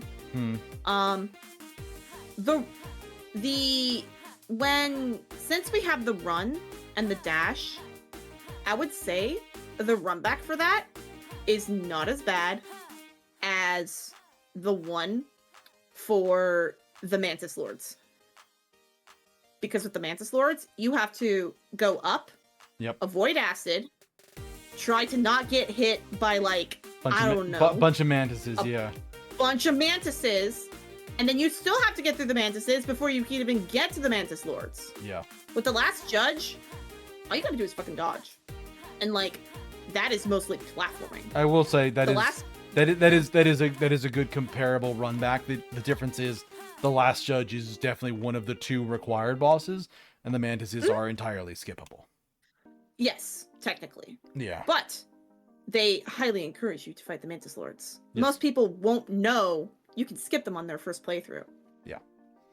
It feels. The Last Judge is technically not required to beat the game. Them or you can skip him. Yeah, you either have to do him or Phantom. Yeah. Actually, Last Judge sounds a little bit feminine. It might be her in Phantom. Oh yeah, no, it was actually the Last Judge was. Is she? Is she her, I think. Because they're wearing like a breastplate. If I recall correctly. It's more the voice they make. Like it sounds. So a little bit. But yeah, if you're following the quest line, you're following the main quest path. They point you towards the Last Judge. And you can actually have a hard time of getting to the Last Judge because if you don't hit all the bells and you don't ring them all, you can't get up there. You can get there, but you can't trigger the boss fight. Yep. But I would say the Last Judge wasn't too bad. And the run back, well, yes, it was a pain. I would still say the one in Hollow Knight is way worse. I think putting that behind the boss that the game directs you to through a quest line is pretty rough. Like that's pretty punishing. What did you think about Grandmother Silk? Like, what did you think about that compared to like? We'll compare Grandmother Silk to the Hollow Knight. Like, how do you compare those? She was easier. Easy. She's way easier, personally. Yeah, she was pretty easy compared to the Hollow Knight. Hollow Knight. Then again, I was a mad lad, and when I first played Hollow Knight, I beat it with keyboard and mouse. I know a few people that played that way. But so I would say Grandmother Silk wasn't too bad. She's not too bad. I liked her 4 fight. tries. I like both her fight. Yeah, her fight's good because I like that if you go down on the spikes, they'll go down eventually. I thought that was a cool mechanic. Mm-hmm. Yeah, I liked because she's basically just like the Radiance, but with using silk and metal. And it was so funny because I literally was like, "Bitch, I ain't scared of you. I fought the Radiance, and she was scarier than you." The Radiance is also scarier than her, yeah. But I did like the fight. I thought it was a good fight, a good final antagonist for the game. That one was good. What did you think about Lost Lace? Like it or don't? I thought the fight was. I thought the fight was pretty difficult. I don't know if I want to say it's harder than Radiance. But and I can't compare it to Absolute Radiance because Absolute Radiance is Absolute Radiance is a whole different animal because that's not a fair comparison. No, it's not. I will say I liked Lost Lace because it was you had Lace's mechanics, you had all of the void mechanics that you got to see introduced to you from other monsters of the game, so that like you're not going into the fight completely blind with what she can do. She's just doing all of the things and slowly building out a deeper and more complex set of patterns in how you have to fight her over the course of the fight. I actually thought she was very well done, but she is very hard. She's hard. I do think she's harder than Radiance. Hard. I will say there's only one bullshit mechanic in all that, and that's when she goes underground, when she goes under the void, and then pops back up, and a bunch of tendrils come up with her. It's hard to find her. It's hard to see her. Like, she is hard to see. Yeah, and track. That's my biggest critique. In the final part of the fight, because that's because I noticed like when you were playing, you were counting the changes in her fight is differently than I did. I counted it as 3 phases. I counted it from when you start the fight to like when she stops and roars and starts using a bunch of void mechanics, and then phase 3 is when you knock her down, Grandmother Silk falls, and the void waves start going back and forth. I would say there's technically 4 phases with that fight then. What's your 4th then? When she starts to use her spells in the 2nd phase after the waves. Yeah, that's kind of like a soft one. It doesn't have like her emoting it the same way she does going from phase 1 to phase 2. But yeah, there is a part where she hits a threshold and she's like, okay, now I'm using my Omega attack where I'm dashing around. You need to dodge this. Yeah, no, that's fair. Yeah. So I would say she technically has 4 phases. Yeah, that's fair. But like a lot of it is telegraphed. A lot of it is just still like either stuff she's done before. Was the hard part for me. Yeah. Yeah. Like, just learning like the moves and everything. She wasn't the worst fight ever. Like, yeah, she's certainly easier than like maybe Nightmare King Grim or something like that. That fight is technical, that's all. But yeah, I agree with you. Yeah, like, but everything in the game felt fair after they've done patches. Except the Savage Beast fight. Fuck that shit. Yeah. Especially Savage Beast fight too. My God. But no, Lost Lace is just a good, like, I can see how they put this together, and I can respect what they did. She's definitely worthy of the final boss. Exactly. I agree. Exactly, Axe. I think it's well made. As opposed to like what's next? So we were talking about things we liked. Let's talk about things we didn't like. What are we complaining about? We've talked about a few of them already. We complained about bosses we didn't like. Yeah. I'll start off. All the fucking putrid zones. Man, I hate those stupid infested waters. Not just because like one platforming slip up in a game that has difficult platforming, and you can't heal. You're losing silk, and you need to blow a heal to cleanse yourself, but the heal also doesn't heal you. I hate that status effect so much, and the fact that it's so easy to get it applied, and the zones intentionally fuck with you at times. Like there's one spot in Sinner's Road where like there's a platform, you whack it to go down, and it just drops you into a fucking room. That is actually it. That's in There's several of them. There is one in Sinner's Road where like you first come into Sinner's Road, you cross over into it, and then the first area, like the first vertical room. The bench in Sinner's Road was kind of funny. That was how you have to go unmuck it up. I thought that was funny.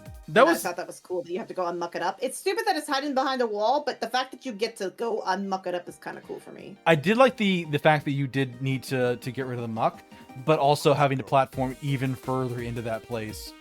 Yeah, that was kind of annoying. Yeah, that's sort of annoying. They kind of went a little bit too hard for the platforming in both Sinner's Road and Biowater. Well, I mean, late game Silksong in general, the platform is just kind of like they're sort of they're sort of in love with their own bullshit at that point.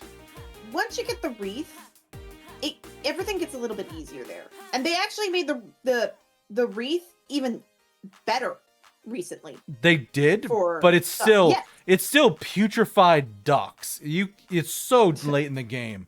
It's so fucking late. Actually, you get there pretty. You can get there Act 2, like early Act 2, if you. You have to beeline for it. I hate how far in the fleas are to get to the fleas in the putrefied ducks. Yeah, that's annoying. Because they go from these nice, easily accessible areas, like once you get enough of them to go out to for them to go in Gloomhaven or Greymoor. I'm sorry, Greymoor. Yeah, for them to go into Greymoor, that one is my favorite location because you could just fast travel to Bellheart and then walk outside and the fleas are right there. It's great.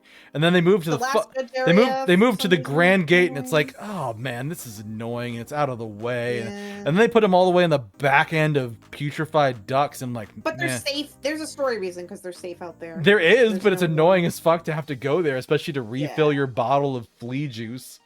Which I'm like, okay, this is bullshit. This is kind of dumb to have this so far in the back corner. But by that point, you're pretty strong. You have really good traversal abilities, and it doesn't take as long now because you have so much silk and abilities to get through. Wish there was a bell station. Yeah, kind of. Yeah. I will say actually one thing I forgot to mention during things we liked. We got a house. We got a house, and we could put a spa in it. The house. You could put that spa in it and literally just respawn before you get the ability from was it Sylphglyph? Once you get enough upgrades to bind that lady in Weaver Nest Atla, that you can just recharge your silk at a bench. Having that place to recharge silk in Bellheart is so nice. Oh yeah, I agree. I completely agree. But yeah, I really did not like those putrefied zones. That status effect was just really fair. And that's really totally punishing. Fair. It's Scarlet Rot, except doesn't drain your health. Yeah. It's fine. It wasn't the worst thing. It was annoying, but like again, they have stuff in place to make it easier. And at that point, you're just like, okay, this mechanics is. I hate the little things that pick you up and drag you back down into the water. That was a pain in the ass. Yeah, those were annoying. Okay, hold on. We cannot complain about the last judge fight run back, because the Growl run back. The Growl run back is bad. The runbacks in general are really bad, and the Growl fight. Thankfully, I only died the one time, and I only had to run back. Most runbacks, I'd say, in Silksong are easier than in Hollow Knight. Most are better, but the ones that aren't are very memorable. I would say the Growl run back is worse than the Last Judge. I agree. Because you have to try not fall into the water. Yep. And try not to deal with all that shit. Yep. And the Last Judge, you at least have a bench. Mm-hmm. And you can easily dodge all the enemies that are going to give you stuff. Also, that gives you silk on the way. There is no easy enemy to give you silk the entire way to the Growl fight. Yeah, the Growl fight is really bad. That's worse. One thing I said I didn't like, the economy. Like not just the split for this is your economy for money and this is your economy for crafting, but also just for that shard economy and the fact that you had a cap on that. Because that meant that you could find rooms and break shard things and get absolutely nothing for it. I agree. Like, just let us collect an infinite number of those, because otherwise we're literally collecting things that are giving us nothing for it, and that's annoying as hell. Yeah, the Rosary economy wasn't too bad. Yeah, it's rough in Act 1, which is what people were complaining about, but once you get to Act 2, you just get so many rosaries, it's not even funny. I want to say people complaining about the paid benches, y'all were over-exaggerating that shit. I'm sorry. Everyone who was complaining about the paid benches, you were over-exaggerating it way too fucking much. There's only 2 places that is required, and one of them you can even fucking break. Yeah. And one of them is a story reason too. So like, yeah, like honestly, in the Citadel, it makes sense for them to be shitty, and thankfully they're not too expensive because they're like what 15, 30 at the most. 15, and there's only like 2 places. Yeah, like so it's if the benches were like 200, I'd be like, oh man, fuck these benches, fuck these benches personally.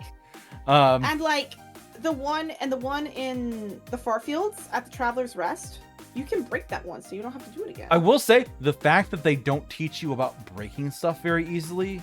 I wish there was something where they kind of teased early on, where like a wall would close and somebody's like, hey, would you mind going up there and breaking the gears? So it would give you an idea to like look out for that, because otherwise by the time you get to the Farfields, you're like, I don't even know that this is a mechanic I can participate with. You kind of have the idea for that. Also, I will say, while the bench in Hunter's March is mean, I thought it was so funny. I thought it was funny. I'm sorry. That's really funny. I didn't, and you know what? Because you had 2 masks and you sat down and then you died? No, well that. But also because I don't even know if I knew it was there, but I did a run back to Savage Beastfly 1 from the closest bench and where the fuck was it? Where was it? Probably in the Marrow, I think. Oh my god. Or no, was it Deep Docks? Because you didn't know how to unlock that bench through a false wall. Yeah, no, it wasn't Deep Docks. It was the top section of Deep Docks. Oh, so I went Deep Docks over to that thing. Talk about a shitty run back. That fucking thing. Oh my god, it was so painful. There was a closer bench and you just didn't know how to get it, and I completely get it. That's totally valid. Yeah. So like the fact though that you could disable that was cool. And also the fact that it was trapped made sense. It made sense with how antagonistic that zone was, but I don't like antagonistic zones. They are a little anti-fun. Some of them make sense because like that's one of those things where like Biohaven, it makes sense for them to trap that bench. The benches are few and far between. They explicitly have like lore things through the area where they're like, yeah, death to the Citadel people and all the waste that they bring us, or whatever they say. And I'm like, oh, they're absolutely going to booby trap anything that the pilgrims are going to be trying to use. So yeah, they're 100% going to try and murder these pilgrims, and anybody that makes it far enough to get to this bench is going to be like, oh, thank God, I'm finally nope, down to the water I go. Like, it makes sense, but also, fuck that bench. Fuck both. I thought, you know what? But it only happens twice. It only happens twice, but they don't overuse it, but they are punishingly bad when they do. That's why I was like, oh, okay. They're a little bit like mimics in the Dark Souls or trapped chest in Elden Ring, which don't happen often, but whenever they do, it's memorable when Elden Ring traps a chest. But it's not the worst thing, because like I said, like we talked about the girl run back, that's fine. Anyways, what else did you not like? I said I didn't like that you could miss an ending if you finish the witch quest early. You could miss one of the 3 endings for the game. That is a very secret ending, yes. That's a very hard one, though. It is, but like comparing it to Hollow Knight, you have ending A, which is just you just beat the Hollow Knight and you don't get the Void Heart. You can miss the ending with Hornet, though. Well, my point is like for Hollow Knight, you have ending A that you can do, and you technically lose out on ending A once you get the Void Mask, but ending B, which is when Hornet jumps in but you don't Dream Nail him, is effectively ending A, but just there's the Hornet's mask on the wall. It's you can't really miss ending A in Hollow Knight. Not truly, because you get something that is almost a carbon copy of it versus the Witch Quest, which is a fairly different like thing at the end of the game. And it makes sense like what it is, but the fact that you can miss that, and it's just, it turns into one of those things like, oh, I did this quest, I guess I'm just gonna look it up on YouTube. Like, you're not gonna replay Silksong to go through again just to see the witch ending. Like, yeah, you're not gonna do it. It's also barely an ending. It's just it's a cutscene difference. I appreciate that they put it in there as like a kind of an Easter egg. It's an interesting thing to have happen, yeah, but the fact that it's missable is a little bit annoying. But yeah, like just the putrid zones, the run backs, the double damage early on. I still find that really irritating. I just think of that as a Monster Hunter play, and you play Monster Hunter too. I You know the phrase. I Get them do, scrubbed. but I don't like the fact that the low rank quests are hitting just as hard as the high rank quests did in the old game. That's annoying. That's annoying to me. Like I wouldn't mind for like some stuff if like take that like one ant general that like kind of gets in the way early on. Like he's your gate for Red March. Well, If he swings and hits you with his axe, sure, deal double damage. Don't deal double contact damage for just walking into him. Contact damage is something I dislike. Yeah, the contact damage being double, especially for Savage Beastfly, because I had runs that I lost to that thing just because I didn't get out of the way for its dash, which I agree should do double damage, and then I didn't get away from it fast enough, which basically meant I took contact damage from it against the wall and took 4 massive damage in like 2 seconds and died, and it's so frustrating. So frustrating. I knocked her down from the ceiling and then she hit me, and because she's not invulnerable, because you're not invulnerable when that happens, she dealt me for 2 masks of damage and I died. Yeah, that sucks. I think contact damage should have been 1 and put 2 on the hits, because having a thing on the ceiling swinging down at you and punching you, you know what? Fair. 2 masks worth of damage. Her claws are fucking sharp too. Yeah, like they're glinting silver. Like her arms are as big as you are. Like do 2 massive damage when she punches you, not when you run into the spike things around you in her room, not when the ads she summons do shit. Like okay, the ads doing 2 masks, that was shit. Thankfully they patched that. Yeah, they nerfed it down a little bit. And the needles only did one mask damage, if I recall correctly. I don't think I ever really hit them, because I just I kind of stayed away. But the fact that like there's so much shit in that room that's trying to kill you, and a lot of the boss fights also have the same kind of pattern of like it's the boss and now they've summoned ads. It's the same thing Savage Beastfly did. It's the same thing Sister Splinter does. They really overuse that mechanic of bosses summoning minions. They only used it, I think. Let me think here. They do it enough times it's annoying. Those two. The Moss Mother refight, but that makes sense because they tell you that early on she'll do it.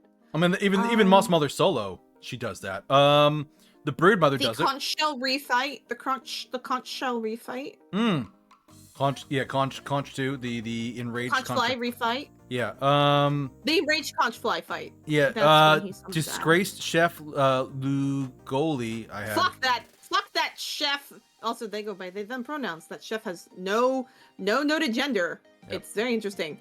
They got a big ass though, and I fuck that chef. Piece of shit. That fight was a pain in the ass. The run back on that though was like basically. Four Brothers Cygnus and Gron technically had summons in that fight. I did that fight, but that fight makes story-wise sense why they would have ads. Because they're punishing the bad workers. It does, but it still is one of those like. But that was you have another fight in the game with the same mechanic of it's the boss and they summon ads. They do it enough times, but again, for me personally, it's not so often that it's like that I'm not going to enjoy the game. Yeah, it's one of those things like at the end of the day with this, I'm not here saying Silksong's a bad game. I'm not even saying I didn't enjoy it. I'm conflicted about the game in part because of what they do. And yeah, I've got let's keep going. Let's see what else we got. So those were kind of my big points of like what did they change? What did we like? What do we not like? So let's go through. Here's what I'm going to ask you right now. We were talking about the endings. So I know a lot of people, and a lot of people are trying to say the God Home ending is the one where you take over. That's the true ending of the game. And I'm like, no, that's not the true ending, because Hornet gets knocked out by the actual Hollow Knight in that ending supposedly. And then her getting transferred to Farloom from that is bullshit. I'm sorry. That's bullshit. I think them trying to link an ending that's DLC that's quote unquote a thing, I don't think that should count as an ending. I don't disagree with you that I don't disagree with you for that it probably isn't, but that is actually was my interpretation of it. I thought that they were referring to the Dream No More ending is definitely the canon ending, because Hornet literally states, "I have seen gods and beings gods and beings that are higher than you fall," which means she knows the radiance fell and the radiance is gone. Not necessarily, because she said she does say that, but I actually interpreted that as she was there when the Pale King fell, and he was a higher being too. So she would have been very intimately aware of him falling and dying. The thing is that if it was the Shade Lord ending, or whatever ending it is for the God Home ending, where it corrupts and then comes out of the God Home. Yep. You would not see all of your half siblings behind the knight, if that was the case. Okay, I think that's a fair. And that was the knight. I think that's a fair critique. Yeah, I think. And so the knight flashing between the Lord of Shades, and himself is him gaining control, him fighting for control over the void, and that's what that is. Because after that, he picks you up and takes you out and puts you on top. This also confirms, by the way, that he would not have been a perfect hollow vessel to control the radiance in the first ending, and it would have gotten out again, because he had compassion for his sister, his half-sister. Well, that's a question of when he would have picked it up. True. Because he could, in ending A, he could have been still the perfect vessel. I think with Hornet jumping in and saving him, by that point, he might have had, the knight might have actually been, imperfect. It is pronounced the knight might have been an imperfect vessel by the time you get to ending 2. And I agree with that. But no, I interpreted her line about "I've seen beings like you fall" or "beings like her fall" before. I interpreted that as the Pale King, not. Well, she said beings, not being. I think that's. If she only saw one, I don't. She does not strike me as a grammar nut. Oh yes, she is. No. Yes, she fucking is. I reject your truth and insert my own. Anyways, I will say I love the lore of how they tied in the hive into Silksong. I love that they made the hive important in Silksong. Yeah, because it is. There's a degree of. She was taught by 3 queens of different variations. Yep. Her mother Hera, Queen Vespa, and the White Lady. Yep. I thought that was so cool. Yeah, I do agree. The fact that your nail is made of hive steel is so cool. I thought that was so cool. That was neat, and I like that they let you see that on the second upgrade, rather than making you get all the way to the final one to see. And then the third, it's actually shining golden the entire time, and your nail actually changes a slight color. Oh, nice. Yeah, for the third upgrade. I didn't know that. I never got the third upgrade, which also things we didn't like, mini games. I thought they were fun. You didn't like the running mini game. I saw that stream.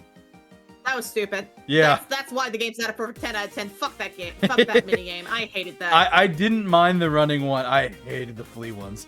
Okay, I will say, so the reason why I didn't like the running one, you can't use the flea brew. You can't use, you're limited to the 3 silk. You can't have full silk. Yep. Or any of that shit. With the fleas, you can swap crests.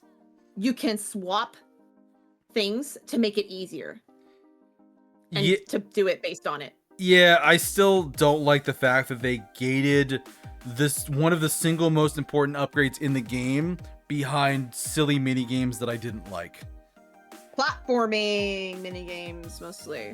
Those were fine. It was the bounce one, the one where you had to knock the fleas up into the air. That was the one that ruined the fun for me. I actually used the Hunter's Crest for that one.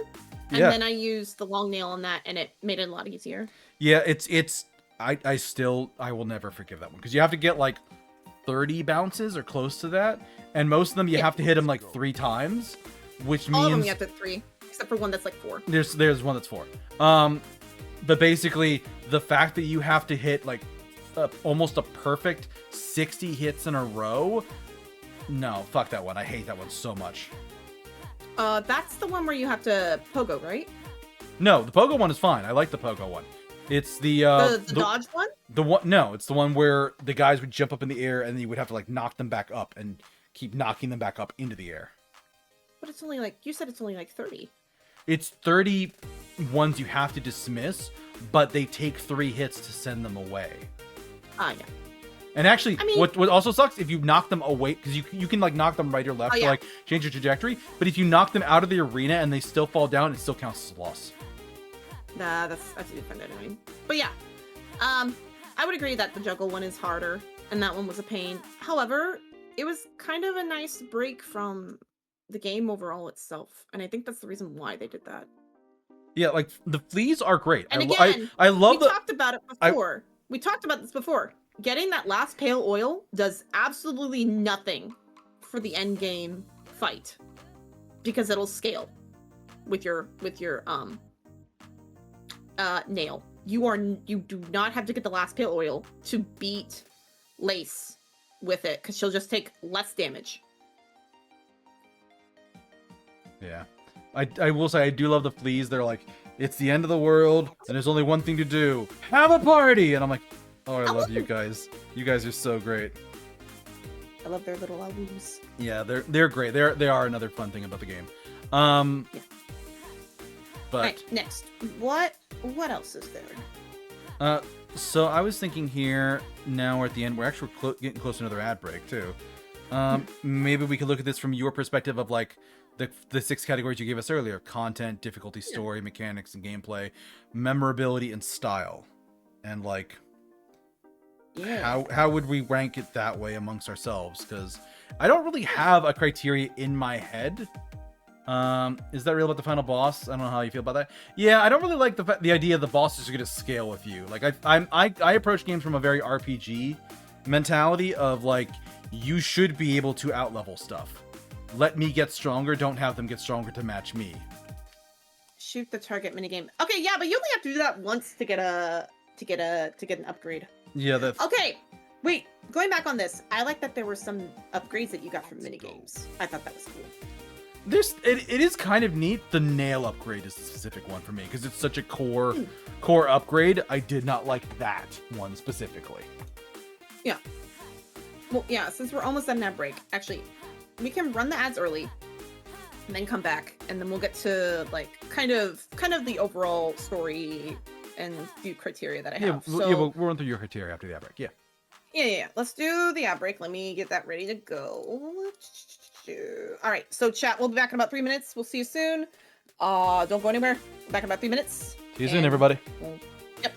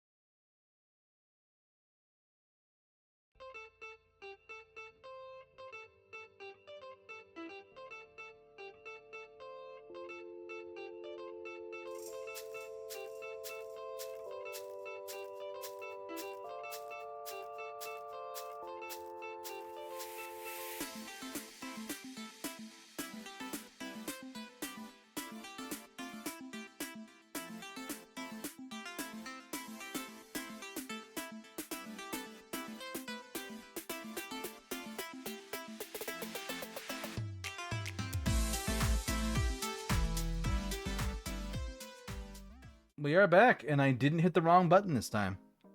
Let's go. Let's go.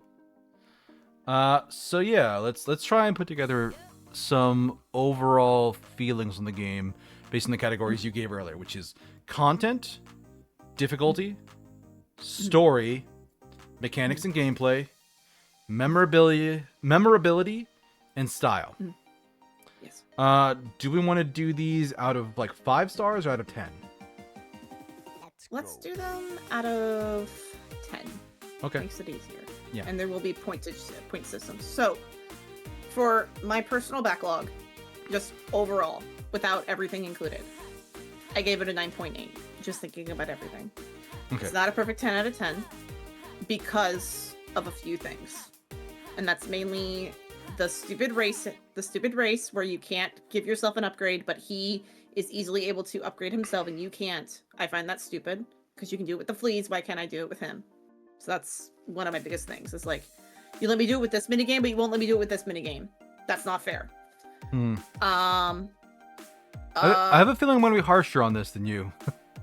Well, I like Metroidvanias, Deus. They're my favorite game category. Yeah, no, that's fair. And you love JRPGs. Like, yeah. I have some words for some JRPGs. Oh, some of them deserve words. Overall content for the game, I mean, generally it's positive. Like just overall, the whole game itself is a 9.8 for me. Yeah.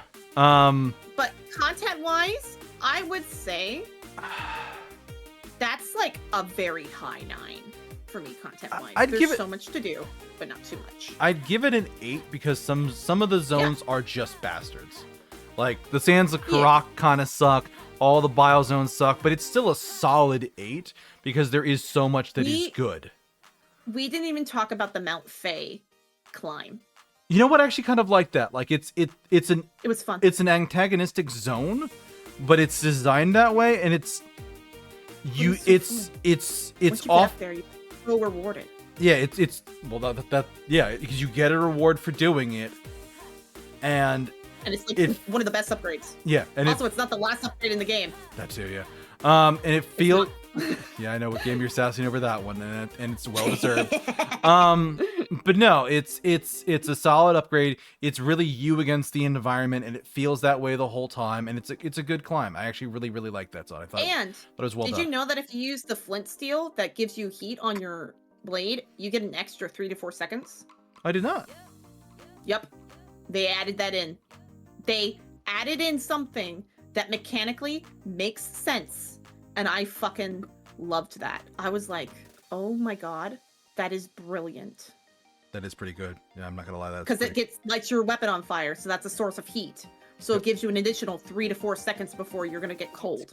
That is so brilliant, so smart. No, I agree. like that the water still freezes you up there too, by the way. Oh, even if you fall in, because it's water, it's gonna be cold. It's like falling into the Antarctic. Yep. You're gonna die. No, that makes sense. So, No, I like that. I like that zone, and it's kind of out of the way. It's because Bilehaven, Sinner's Road, and the Petrified Ducks less so, but Bilehaven and Sinner's Road are kind of close enough to the middle where they're just sort of in the way. But there's enough solid content. I feel good giving it like an 8 on my end. Yeah, that's why I said mine's a 9, because there's a few things.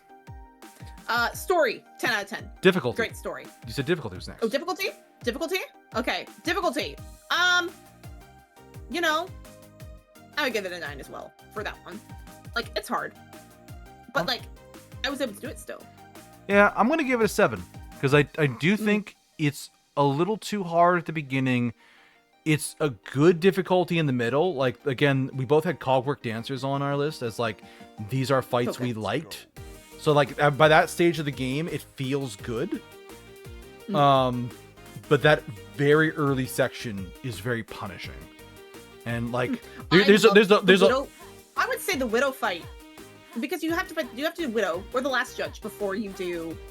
Yeah, I liked Widow too, but part of that was... Widow and Phantom. It's Phantom and the Last Judge. Sorry, it's Phantom and the Last Judge. Those are the two you have to do before you can get up there. Yeah. And talking with a bunch of people, a lot of people didn't like Widow. They thought she was really hard. They thought she was stupid. They didn't complain about the last judge so much. They more complained about the run back, and then everybody seems to kindly forget about the giant frog run back. So Yeah. like, But that's no, the- like just the very beginning of the game in early Act 1 is really punishing. Then it balances out and gets better by like late Act 1 and in Act 2. Mhm. End of Act 3, I was just kind of done with the game in general, but I think was more just like platforming and some of the boss we- bullshittery. let me talk about this real quick. I appreciated that the voided enemies had a different color to show that they were harder Yes. in the late game. There's a game that doesn't do that, Deus. I don't know about that. I've never heard of such a game. The Last Fate does it, and it's so stupid. How you want to know? Look, I will say this again right now. How hard is it to just change or throw a color palette change? How hard is that? It's not. Depends. It's not that Depends on the hard. developer. For the Last Faith dev, boy, oh boy, it's real hard. Bro, you could have just put a filter over the enemies. Even I fucking know this. I know. Even if it's just pixel sprites, put a filter over it. No, Make but- it look slightly different. No, that's fair. I'm sorry. That No. is so stupid. You Uh, walk from one room to another. Why is this enemy that looks exactly the same as the enemy in this other room that I just beat in 2 hits now taking like 5? Why? No explanation. Because This fuck is you. That's stupid why. and Yeah. bullshit. No, that's fair. That's a good criticism. I'm sorry. That is like so stupid. But yes, that's I appreciated that they showed the enemy was going to be different and be more difficult because of that. Yeah, they're a lot more clear with their storytelling and on Very clear. what things are going to be hard versus easy and things like that. But no, just for difficulty, like I Story-wise? said, I would give it a 7. Story wise, I think that's at least a solid 10. 9, if not a 10. That's a 10 for me. The story was great. Yeah. Very easy to follow. Very I'll- easy to understand. I'll give it a 10. You Yeah, because couldn't- it's It's 10. Yeah. 10. because they don't Very clear. Very. they don't do that RPG thing where they drown you in exposition and narrative, but they give you enough bits where it's like, you know, you get your upgrade for gliding, and the lady's like, so I have to ask. And like you go to leave and she stops you, and it's like, oh, that's interesting. And she's like, I have to ask, why are you fighting the Citadel bugs? And you're just like, they brought me here. I don't know why. I'd like to go give them a sternly worded letter of reprimand and express my feelings and maybe kick their ass a little bit. And she's like, okay, just don't stay in my tent too long or I'm going to get in trouble too. And she's just very, When you get up to the first bell or the last, what's the area called? the first shrine. Songclave. Yeah. Yeah, first shrine. When you get up there, why are you doing this? Why the did you fuck do are that? doing this? Why did you do that? Why are you Now doing that? everybody's going to come here and bother me. He was great. I love Why him. are you doing? Oh, and why are you doing this, Hornet? Because these people are being tormented, and I can't sit idly by and watch them be tormented. Yep. They brought me here. I now know why. And also, I'm seeing the suffering these people are having. I can't have that. Chakra even calls out Hornet for it. And Hornet says, I have this feeling that I have to do this. Which is great. Also, characters. The characters in the game. 10 out of 10. I know that's not part of it either, but they count as part of the story. That's also why it's a 10 out of 10. Yeah. Because no- the amount of memorable characters in this game. Yeah, no, they're great. I do think overall, Even- story-wise and memorable. I mean, memorable characters we kind of counted memorability a little bit later. Even the fetch quests were not that. Even the fetch quests. Well, yes, they're hard. Yeah. They weren't even that bad. The only hard one was that stupid ration. And even then, you could easily do it by just clearing out all the enemies before you even get up there. Yep. Which is what I did. But Yeah. mechanics and gameplay. Connect.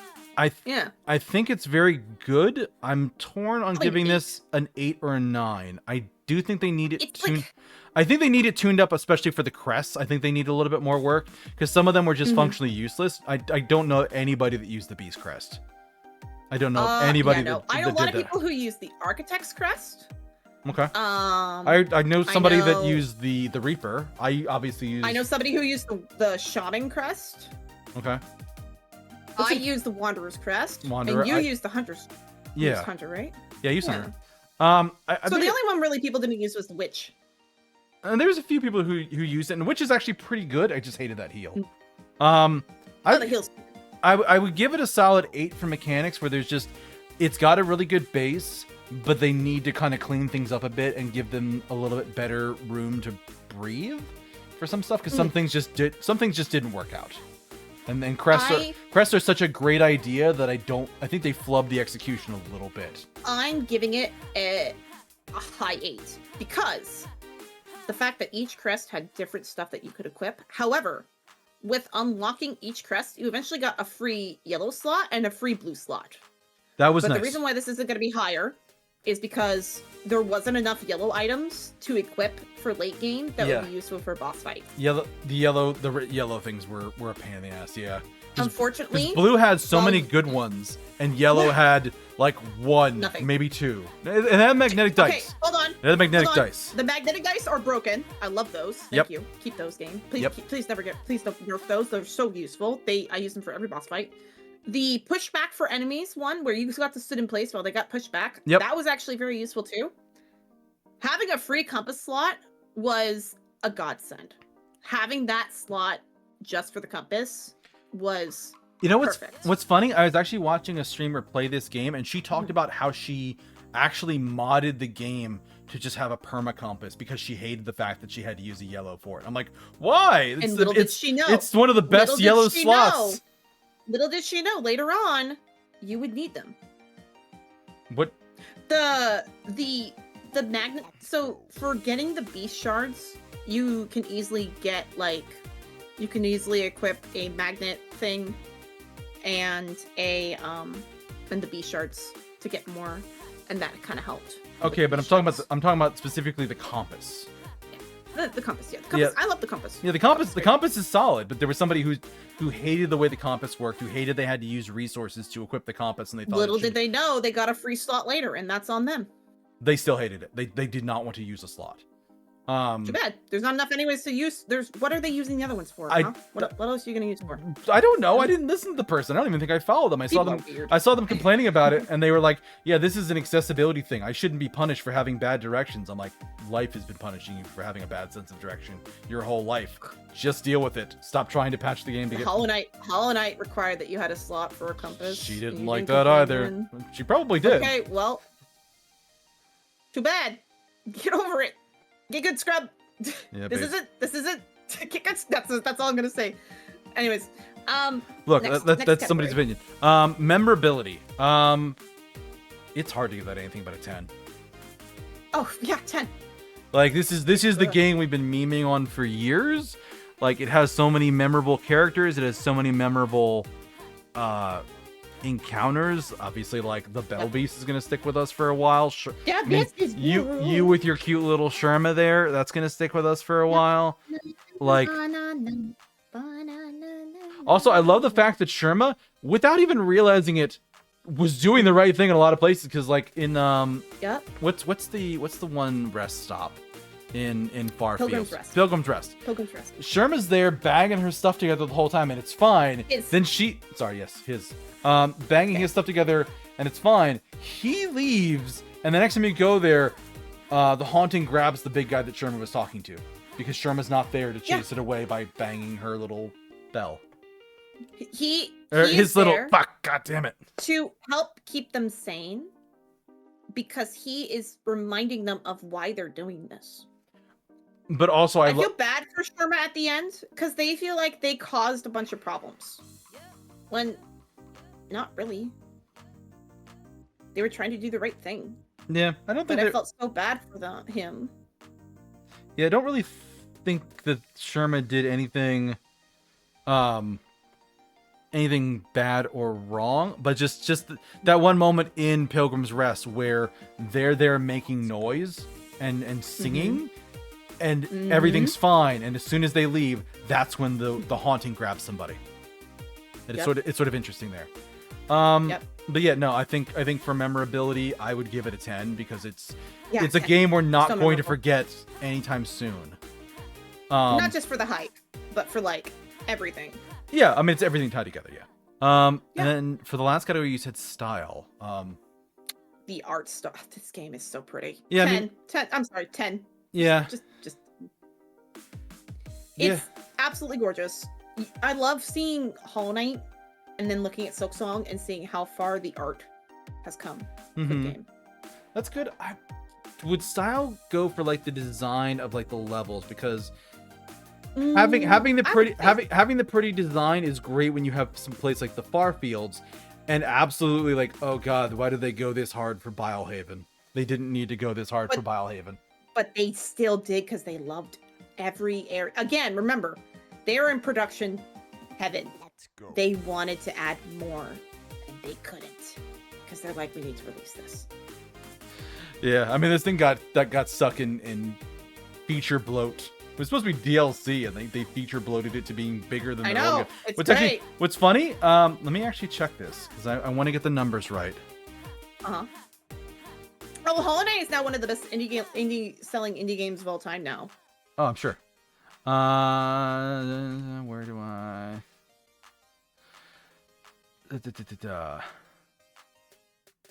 So speed completion for Hollow Knight is 100% game completion and finish the game in under 20 hours. Speedrun 1 is 10 hours. Speedrun 2 is 5. So Hollow Knight is full completion 20 hours. For Silksong. Speedrun, there is no Speedrunner 1 and 2. It's just 5 hours for Silksong, which is insane. You can do it. It's probably doable. It's basically like ending 1. But for speed completion in Silksong, 30 hours. It's literally 10 hours bigger than a Hollow Knight, according to the devs, for just a 100% speed completion. Literally, this game was so much bigger.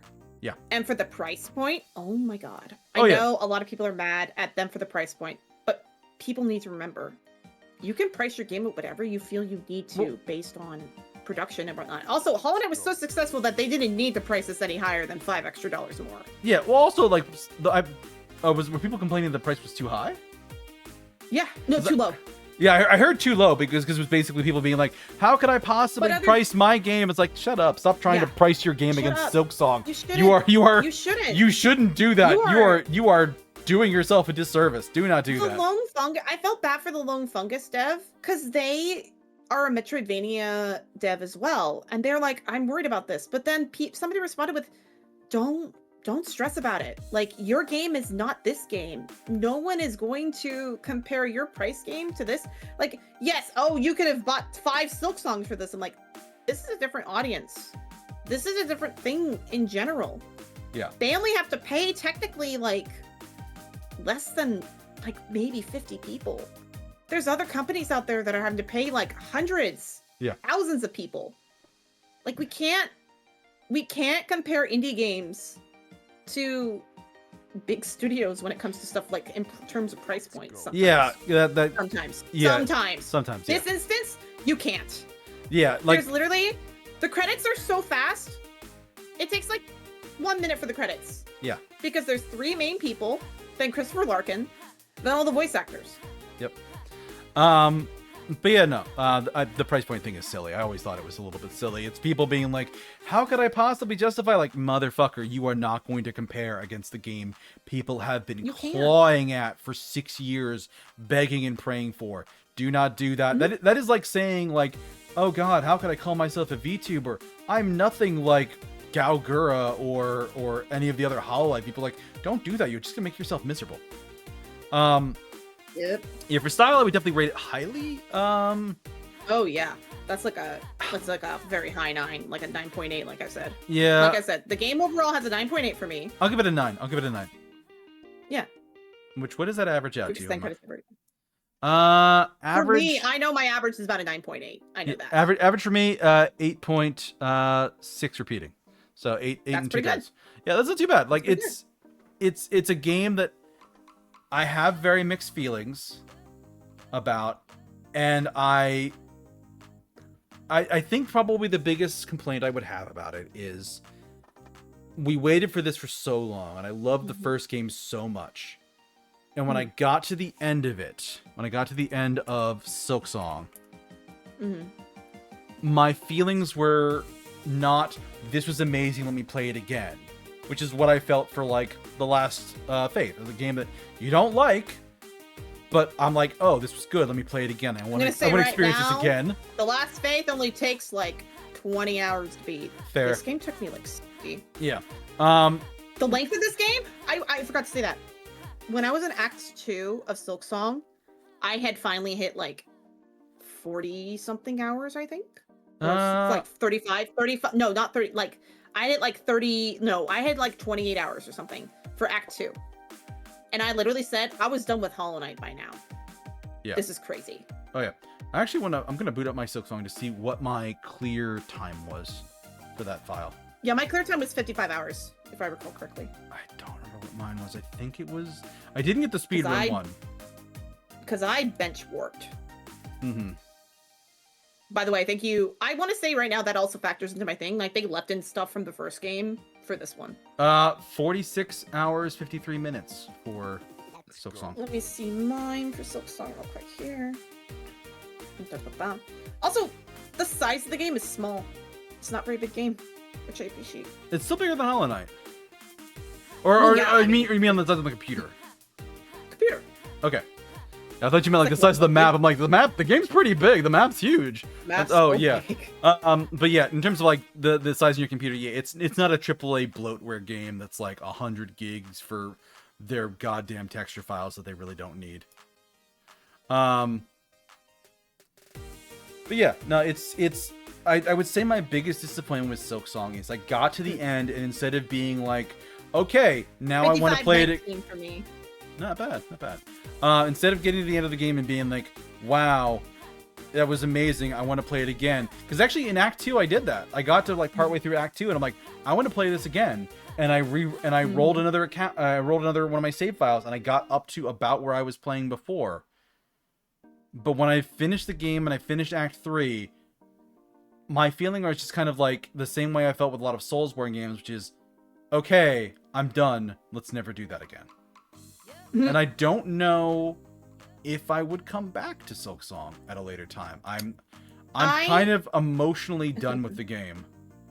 I don't usually go back to Metroidvanias. And while there are some people who say that Metroidvanias have to have a replayability aspect to them, I disagree. They don't. I disagree. Metroidvanias don't have to have a replayability aspect in them at all. You are allowed to enjoy a game once, and that's okay. You don't have to go back and... Yeah, that's fair and valid. The one thing I would say is I do respect any game that has to be rated on the idea of what is the replayability of the game. I would say you can easily replay it with just a different build, and that's the thing. Replay it with a different build, replay it and try and see if you can play it faster, replay it to try and get one of those speedrun achievements. Yep, and you can do that. Yeah, I do think the game has replayability. But it's a little bit like Elden Ring where just I got to the end, I'm like, okay, I'm done, I'm free now. Which is not what I wanted to feel at the end of Silksong. I wanted to be excited to play more of it, and that's kind of where I'm I think that's what the biggest sticking point for me is emotionally by the end of the journey. I am not happy I beat it. I'm happy it's out in the world and it exists. And it's a known, quantified thing. Let's go. But, like, I still have very mixed feelings about the whole thing, and I'm not sure. I'm happy I've played it. And I'm happy it's done. Not that I'm happy that I can play it again. Yeah. I can't say that it's better than Hollow Knight. Because they're two different games. They're very different, like, gameplay wise. Yeah, they're very different, so I can't say it's better than the other. I can say that it's almost equal. However, Hollow Knight is the reason why Metroidvanias are getting popular again. Like, it's the reason why. Yeah. Before Hollow Knight, all we had was Ori. That was like one of the few Metroidvanias that was like really popular. And then Hollow Knight came out, and then people were like, this is a Metroidvania with Souls-like aspects. This is how a Metroidvania should be. And after Hollow Knight came out, so many more Metroidvanias came out. Yeah. So many more. So many. Crossworn is based off of Hollow Knight, and that's one that I'm really looking forward to playing. Crossworn is inspired by Hollow Knight very much in some aspects, but that is a Metroidvania that I'm really looking forward to playing. I'd actually like to see you play 9 Souls at some point too. Like that's I want to play it. I will say that one's that one's really hard, especially near the end. Nine Isn't Souls. it like a? Is it because of the parry mechanic on that one? No, the difficulty scales up. Like I was looking in forums, especially for the final boss. They're like, yeah, this game's just like Sekiro. It's really hard, and then you get to the final boss, and man, they're just on a whole other fucking level. I'm like, yeah. Well, I'll get to it eventually. Yeah. I just have You got others to play right now. you got a list, yeah, I know. But I'm definitely looking forward to when you're playing, because I think you'll like early Nine Souls, early to mid Nine Souls, but like mid to late game, I think it might be a little bit rough. Again, I love Metroidvanias. I've played good ones and I've played bad ones. I've played very short ones, and I've played ones where technically it's not a Metroidvania, but it technically is. I will say though, if you glitch your way out of the final boss of Nine Souls, I'm flying to Japan to shoot your computer into the sun. No! Shoot my tower! Shoot it with like a you can shoot it with like one of the sticky guns. Just don't shoot it with a gun. No, I'm not shooting it with the gun. I'm putting it in the gun to shoot it somewhere else, into the sun, because your computer is the devil and it ruins good things. It's not the computer.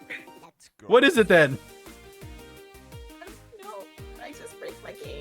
Okay, well, it must be you, so I'll put you in the gun with the computer, and you can fly off into space with your Metroidvanias and have all the free time in the world to not have to go to work because you'll be flying through space. No, it's not my fault. The game's break for me. Hi, this is Yuki Tsukimori on my way to the sun. Let's do a speed run. Can I finish this Hollow Knight Silksong playthrough before I hit terminal velocity into the sun? Join me at 2 p.m. Oh my god. I want to say, like, remember how I mentioned that is still so stupid, the double jump being the last upgrade. I'm sorry, that's so fucking stupid. And while technically, yes, the double jump is the last upgrade for Silksong, technically, mechanical-wise, there is a few other things that you can get before, like an ability crest and whatnot. You can get a bunch of those to be technically the last one for Silksong. Silksong has a lot more room after the double jump. Yeah. Compared to the Last Faith, which just has like double jump. That's it. It has double jump, and it has like the final area to go fight the final boss. Literally, Silksong, you have to go through like a bunch of different areas still to finish the game before you even fight the final boss. Yep. I'm sorry. Like plus all of Act 3 and all the shit that you have to do in there. All of Act 3 and the other half of Act 2. Like the other back end half of Act 2. Because you gotta get the Fey Wing Cloak to go get the other shit, to go get the cylinders. So, like, you have to have... Cylinders? Yeah. You need the Fey Wing Cloak, Fey Down Cloak to get some of the cylinders. To get some of the songs. I'm like cylinders? No. No, you have to get the songs. Songs, yes. Songs, yes. You probably need to, yes. But now I'm like cylinders. I'm like, no, the cylinders. You definitely don't need the Fade On Cloak to. Okay, different thing. Talking about a different thing. Gotcha. I meant the songs, not the cylinders. My bad. One song is a cylinder, and the rest are. Yep. Listen to. But yeah, no. There's definitely a lot more room to enjoy it. And I will say that is one thing with Silksong that I do like more than Hollow Knight is Hollow Knight. When you get that last nail upgrade, you have so little time to enjoy it. Because it's just like, you have like one boss you can do, maybe two, because by the time you beat everything, including Nosk, the only things you can really fight with the fully upgraded nail are the Watcher Knights, the Colosseum, the Hive, and obviously the Hollow Knight and the Radiance. So like there's so few, but you get that nice whole juicy Act 3 that you can just go and get your nail upgrade right at the start of Act 3, and all of Act 3 you get that to enjoy that nail upgrade, which I will say is an improvement over Hollow Knight. I will give credit where credit is due there.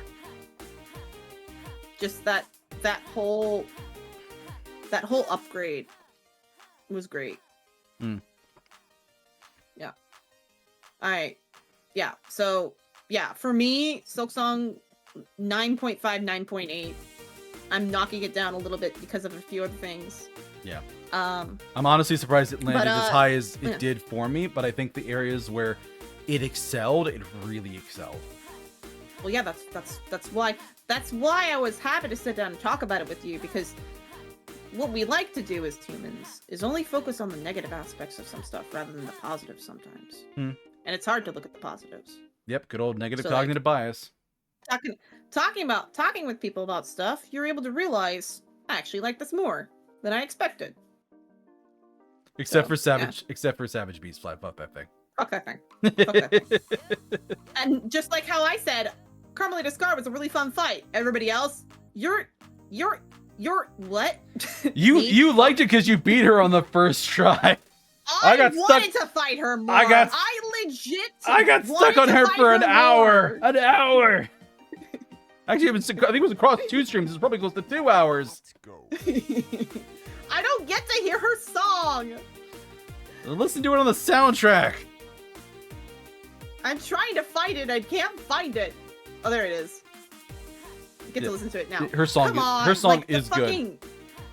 Her song is very good.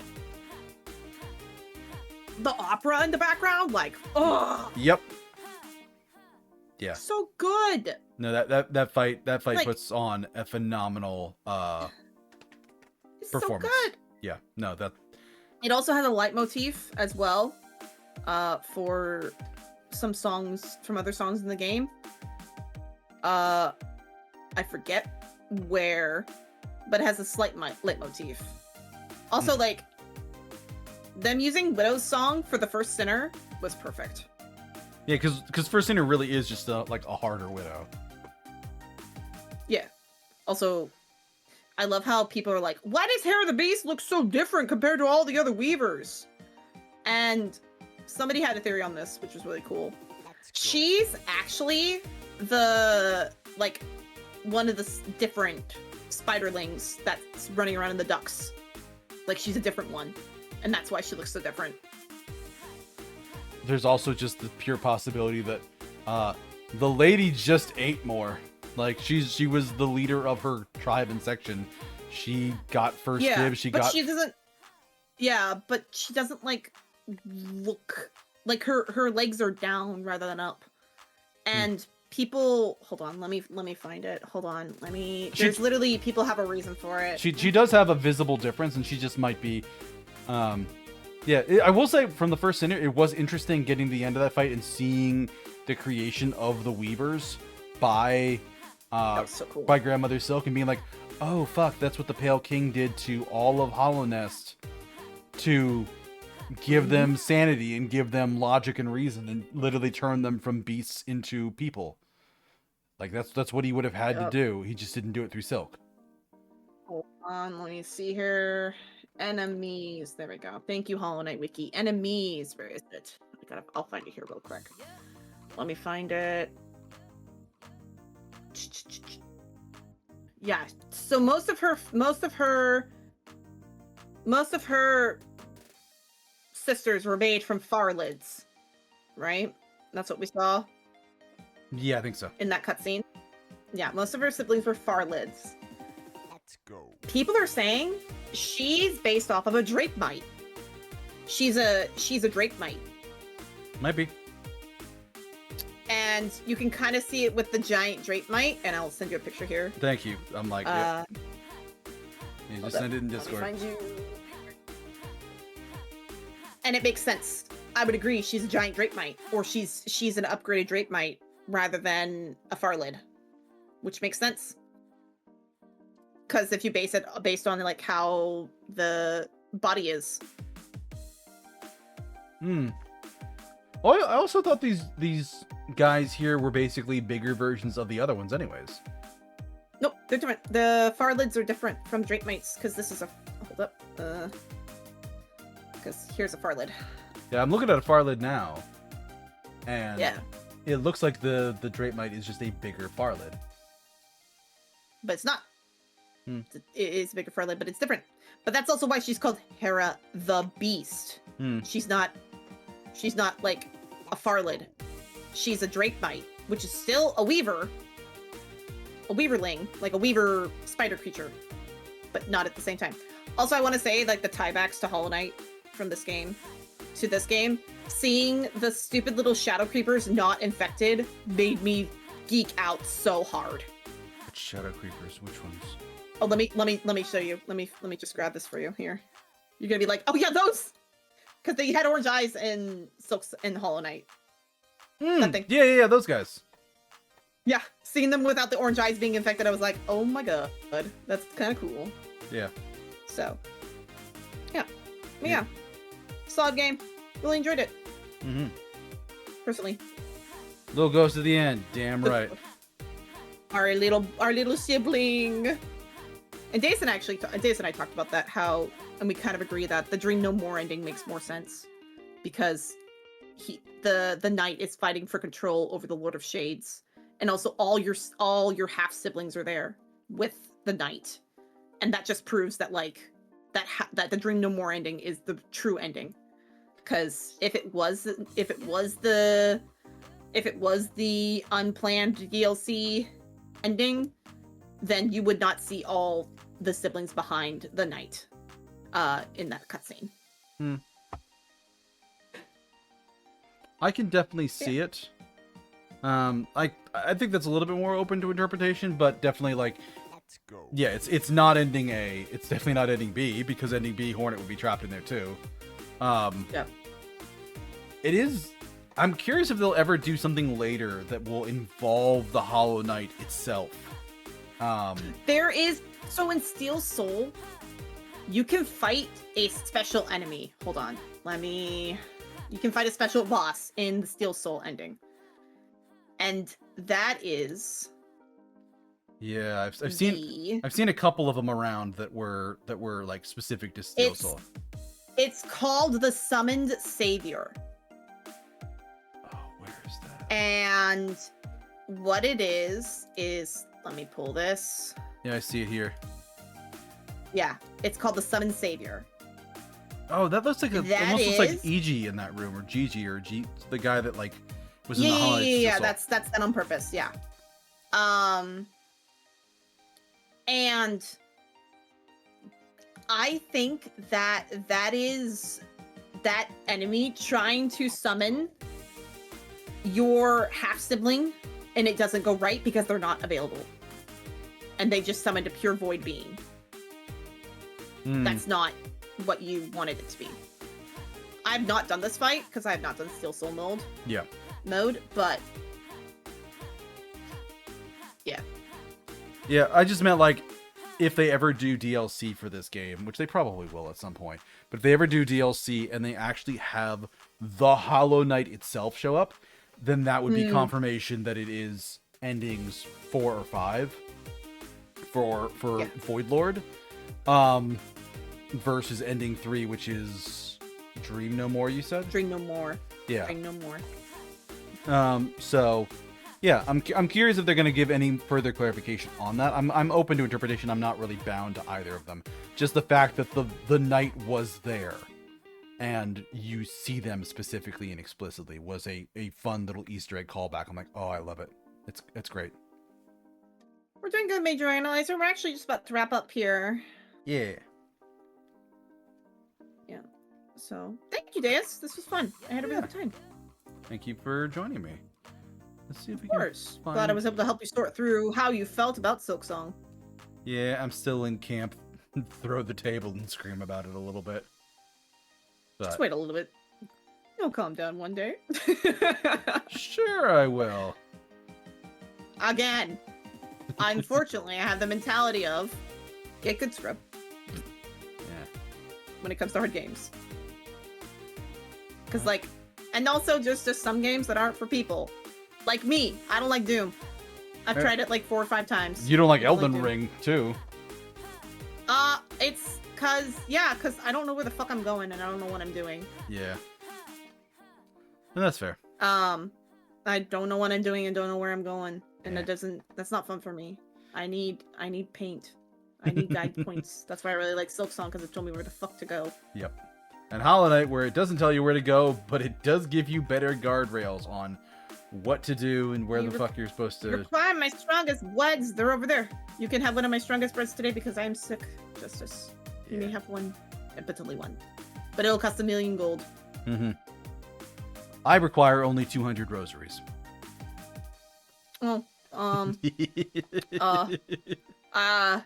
well, I'm sorry. I died and I don't have any rosary strings. Let me just go back and get that.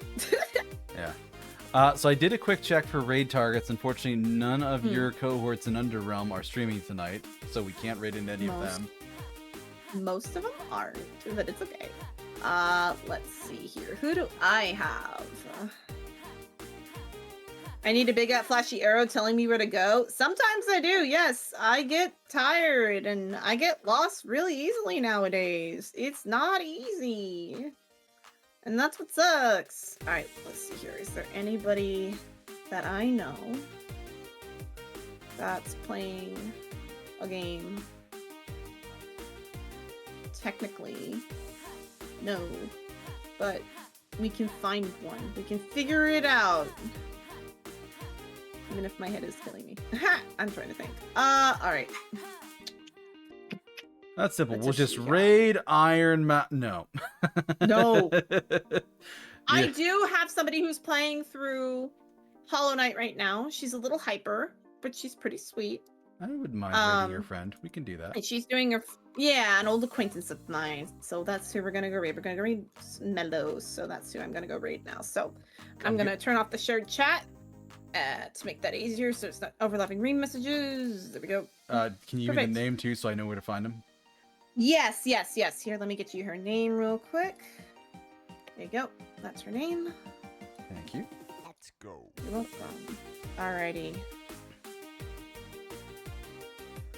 Thank you everybody so much for watching. We really heckin' appreciate you all. Thank you so much. Yeah, thank you for joining us. Yeah, that was a lot of fun. I had a blast with you all. Thank you so much, Deus, for having me come out and talk with you. It was a quite enjoyable time. So, thank you everybody so much. Really appreciate you. Oh god, Deus, when are you gonna be live again? I'm gonna be live Monday night, probably talking about the Game Awards nominees, which they're releasing earlier that day. Nice. And I'll be live again on a friend's channel on Monday night. I will not be streaming, but they will be, and I'll be there. So I'll link you to that stream. But then I'll be live again on Tuesday, and then on Saturday, Sunday, and Monday, I'm doing my little incentive-thon. So please, go check that out. I'm gonna make a post about that here really quick. So yeah, thank you everybody so much for stopping by. Heck, I'd appreciate you all. And yeah, we'll see you all later, chat. Bye bye. Bye bye. Have a good time, zone. Shit.